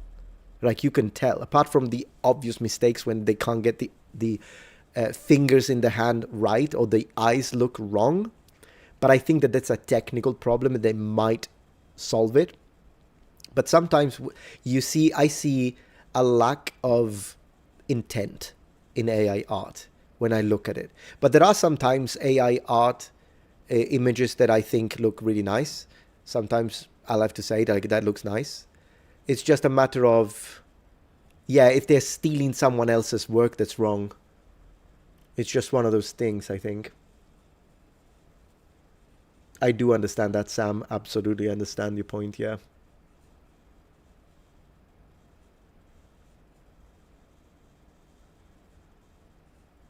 Hi, baby Yoda.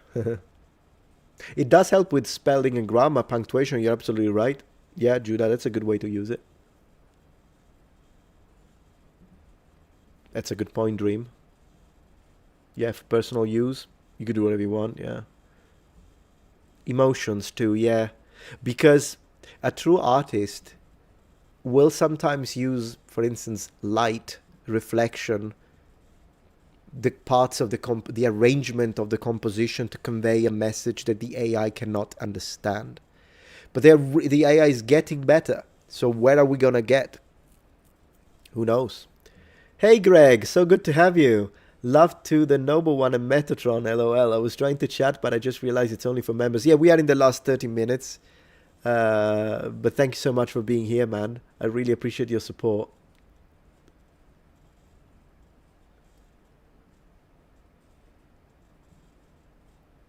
The human is the most important part. I agree, Sam. Yeah. When you tell your students, I see.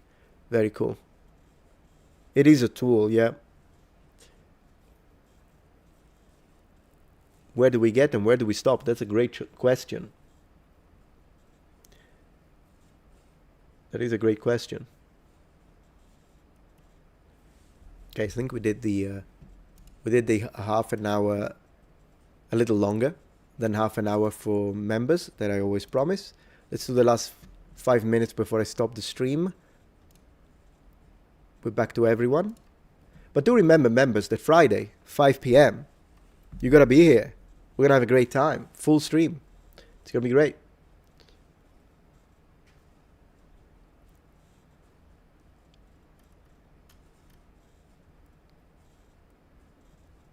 Sam says, my father is a Methodist clergyman, finds AI is really good for evaluating feedback and surveys he does for the congregation, sure. Categorization of concerns. Yeah, as you said, basically he's using it like a tool. That's what he's doing. Yeah, totally. Thank you, Matt. Oh, I'm sorry you work Fridays, Colin. I'm sorry to hear that. Well, anyways, every stream, that at least 30 minutes will be for members, so you get those.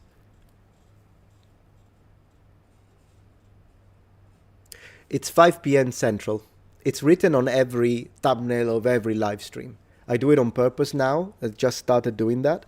And it's also on my banner, on the channel. So that, if someone misses the stream and they're like, oh, I wish I knew it. What time is it? They just need to look at the thumbnail and it will say it.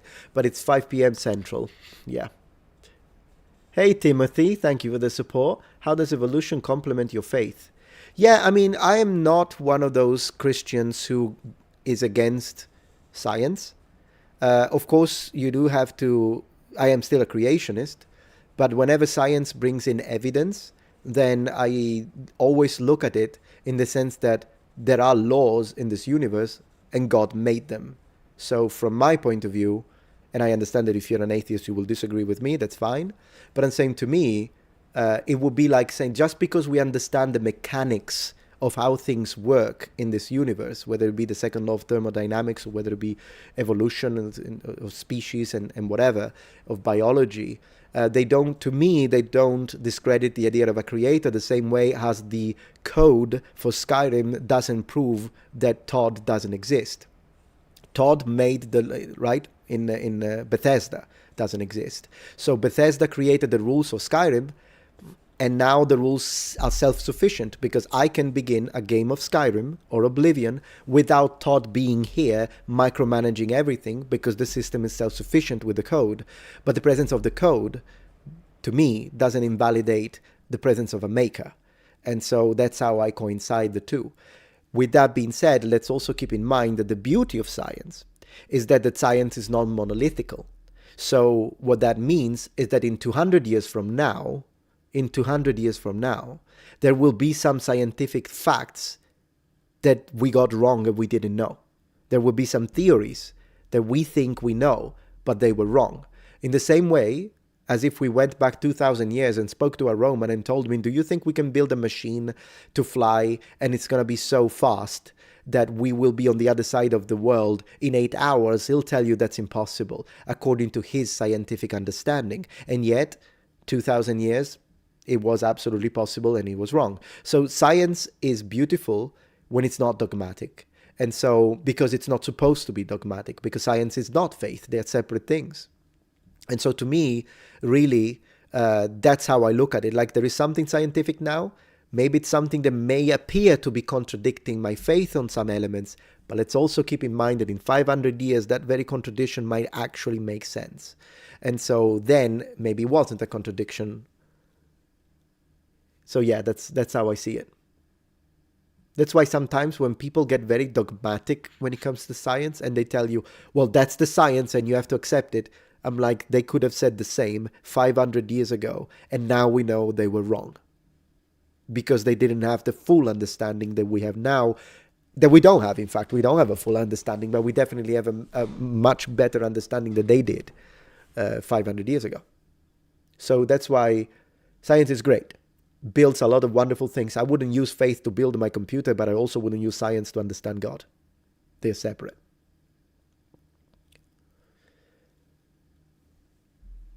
Yeah.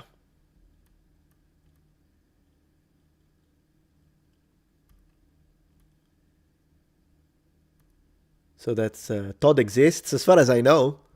Alcuin. I guess in the situation with Todd, you can see a proof of his existence are the bugs in the Elder Scrolls, I suppose. It's a little bit of a, yeah. But here we are. Here we are. I might speak a bit more about God. I don't really want to go too doctrinal. Also because we're at the end of the stream, so that would be like a deep topic. But I might talk about it maybe one of these days. Yeah, the bugs are proof of the... Yeah, it's funny. Yeah.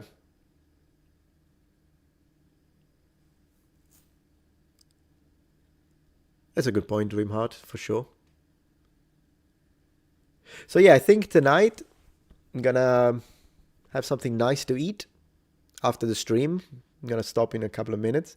But thank you so much, by the way, for being here. And Michelle, thank you. This is probably the last super chat. Thank you. I think my faith taught me how to separate truth from belief. Sure. I know what blind faith feels like. And when I am told I'm a bad person, if I don't believe a concept that seems illogical, I steer away. That's a very good point. In fact, I would even go a step further and say faith needs to be based on a true principle. Because I can have faith that I can... fly out the window, and I can have all the faith I want. It's not going to happen because it's not based on a true principle. But if faith is based on a true principle, then that's the true power of faith, in my opinion. Yeah, this Heroes 3 box is absolutely mint.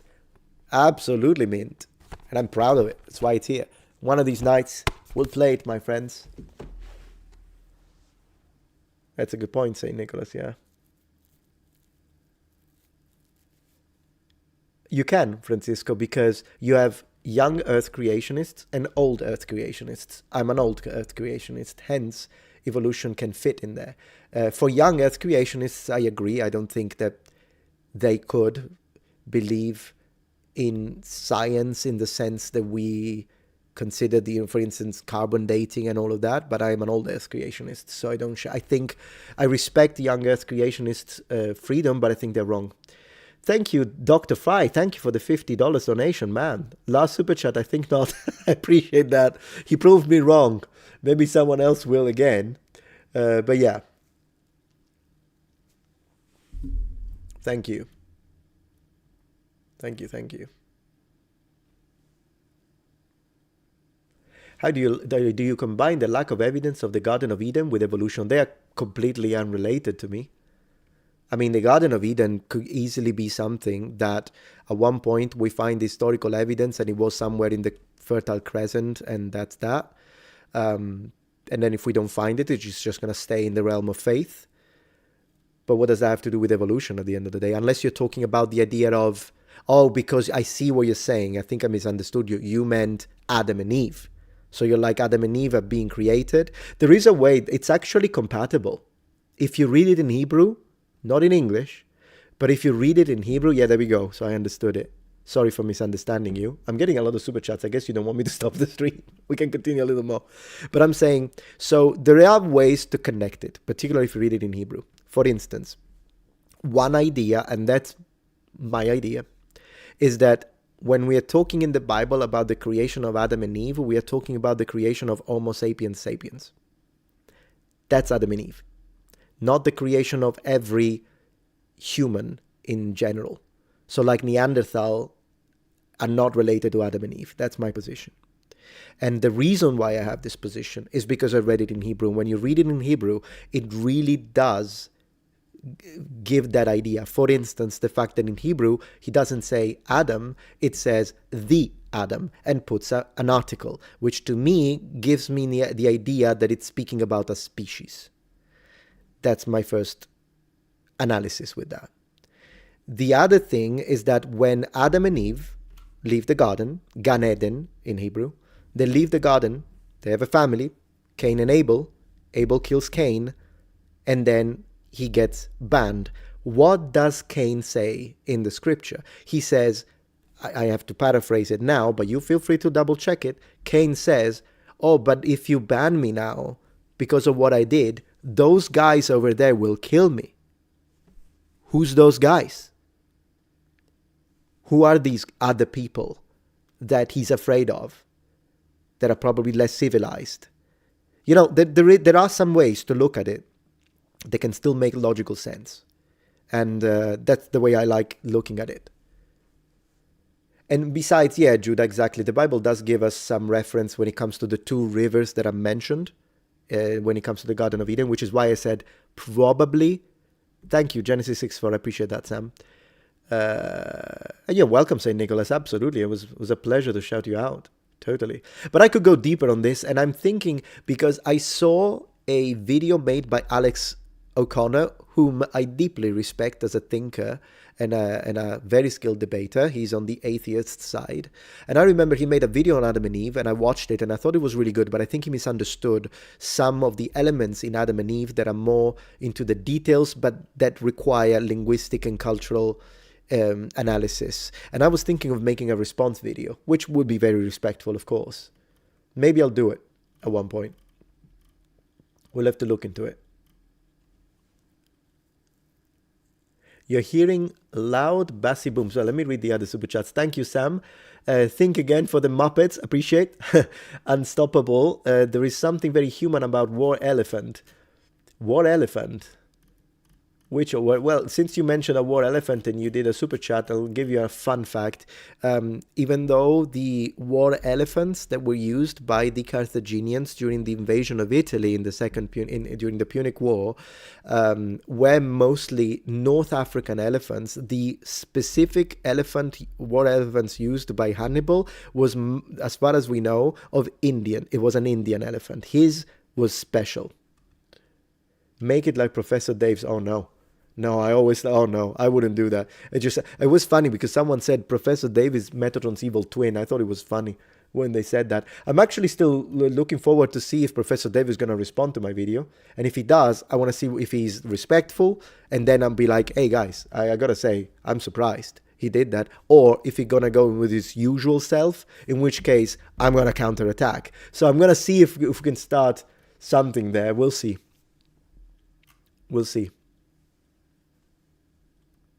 Those are either the giants or the Nephilim. No, the Nephilim, apart from the fact that I'm not even sure about the translation giant, I'm not sure about that translation myself. It's not my favorite translation. I prefer to call them the fallen ones due to there is a stem in the original Hebrew stem that can be connected to the verb to fall, and I find it more interesting. Anyways, the giants come later in the Bible, in the biblical tale. If you still want to translate them a giant, which, I mean, if you want to, you can, but thank you much, everyone. So cool. You got plus 10% subs. I appreciate that. St. Nicholas, happy to help. Absolutely. And thank you, Greg, for the super chat. Coming from a family of mixed faith, Judaist, Christian, and Muslim. Man, in your family, got all three? Oh yeah, of course, because you got like people in Switzerland, people in the Philippines, right? My belief are a mix of all three religions. Some people accept it, and some are offended by it. I wouldn't be offended by it, but my love for God is strong. That's the thing. I'm glad to hear that. I'm really glad to hear that. Personally, because I think you're a really good man, Greg, I hope that what you did get from the Christian side is your faith in Christ. Then, if from the other two, you got other elements of doctrine, as long as you're like, I really hope that that's the one thing you got for Christianity. Indonesia, so sorry. Apologies, didn't mean to be disrespectful. But yeah, that's the only thing I'm going to say.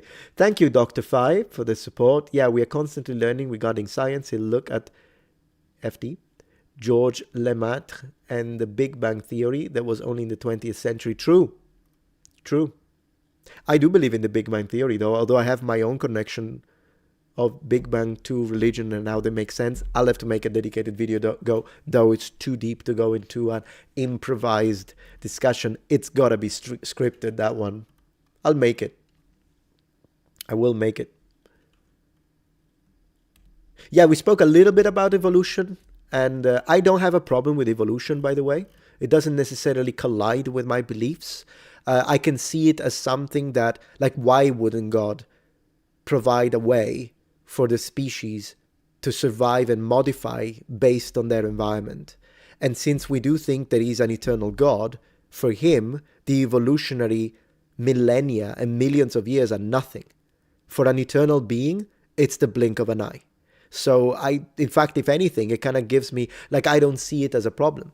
I don't see it as a problem, as something that is part of the mechanism that he created, just like he created the laws of thermodynamics, just like he created the laws of physics, just like he created every other, the way the major quantum physics, he created everything. If you believe, of course. If you don't, fine. But if you believe, I don't have a problem. Just like he has, I'm like, wow, look at quantum physics. It's fascinating. And when you look at quantum physics, I always love to create a connection with video game makers. A person who makes video game creates the code. The laws of physics are the code. And everything else that we see are the code. But I do understand if someone tells me, no, to me, I don't see a need for God if I believe in evolution. I get it, but from my point of view, so I respect your point of view, but from my point of view, it would be like that you don't see the need of a maker, meaning a programmer, in a video game that has quests that are self-sufficient and work on their own, or like its own physical elements in the game. It's a game, but the presence of the code does not nullify the coder. That's the way I see it. You can tell me you still don't think that logically it makes sense. You can tell me that we can discuss about the problem of evil. We can discuss about the problem of suffering, and I will be more than happy to do it. Man, I need to invite Alex O'Connor one of these days and have a nice discussion. It's just that he's a much better debater than me for sure. But I'm saying all of these things to me do not necessarily... I understand why someone would think logically and decide that they don't believe, but to me, they don't equate, then there is no maker. The same way as they don't equate it from a literal video game. Metatron, it's an amazing Souls-like game. It is very much of a Souls-like game, yeah.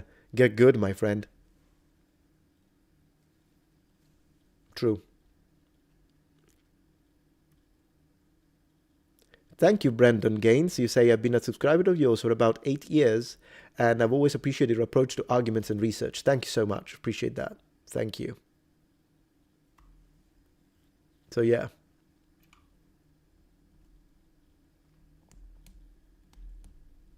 So, yeah. Anyways, I do believe it is about time for me to go to have dinner. But it was nice to have this little extra, to be honest. And of course, I appreciate all the super chats, guys. You're awesome. And yeah. I'll make a video though, because I see that you're interested in the discussion. So I'll make a video. I will make a video. I'll share what I believe, and we'll see what happens.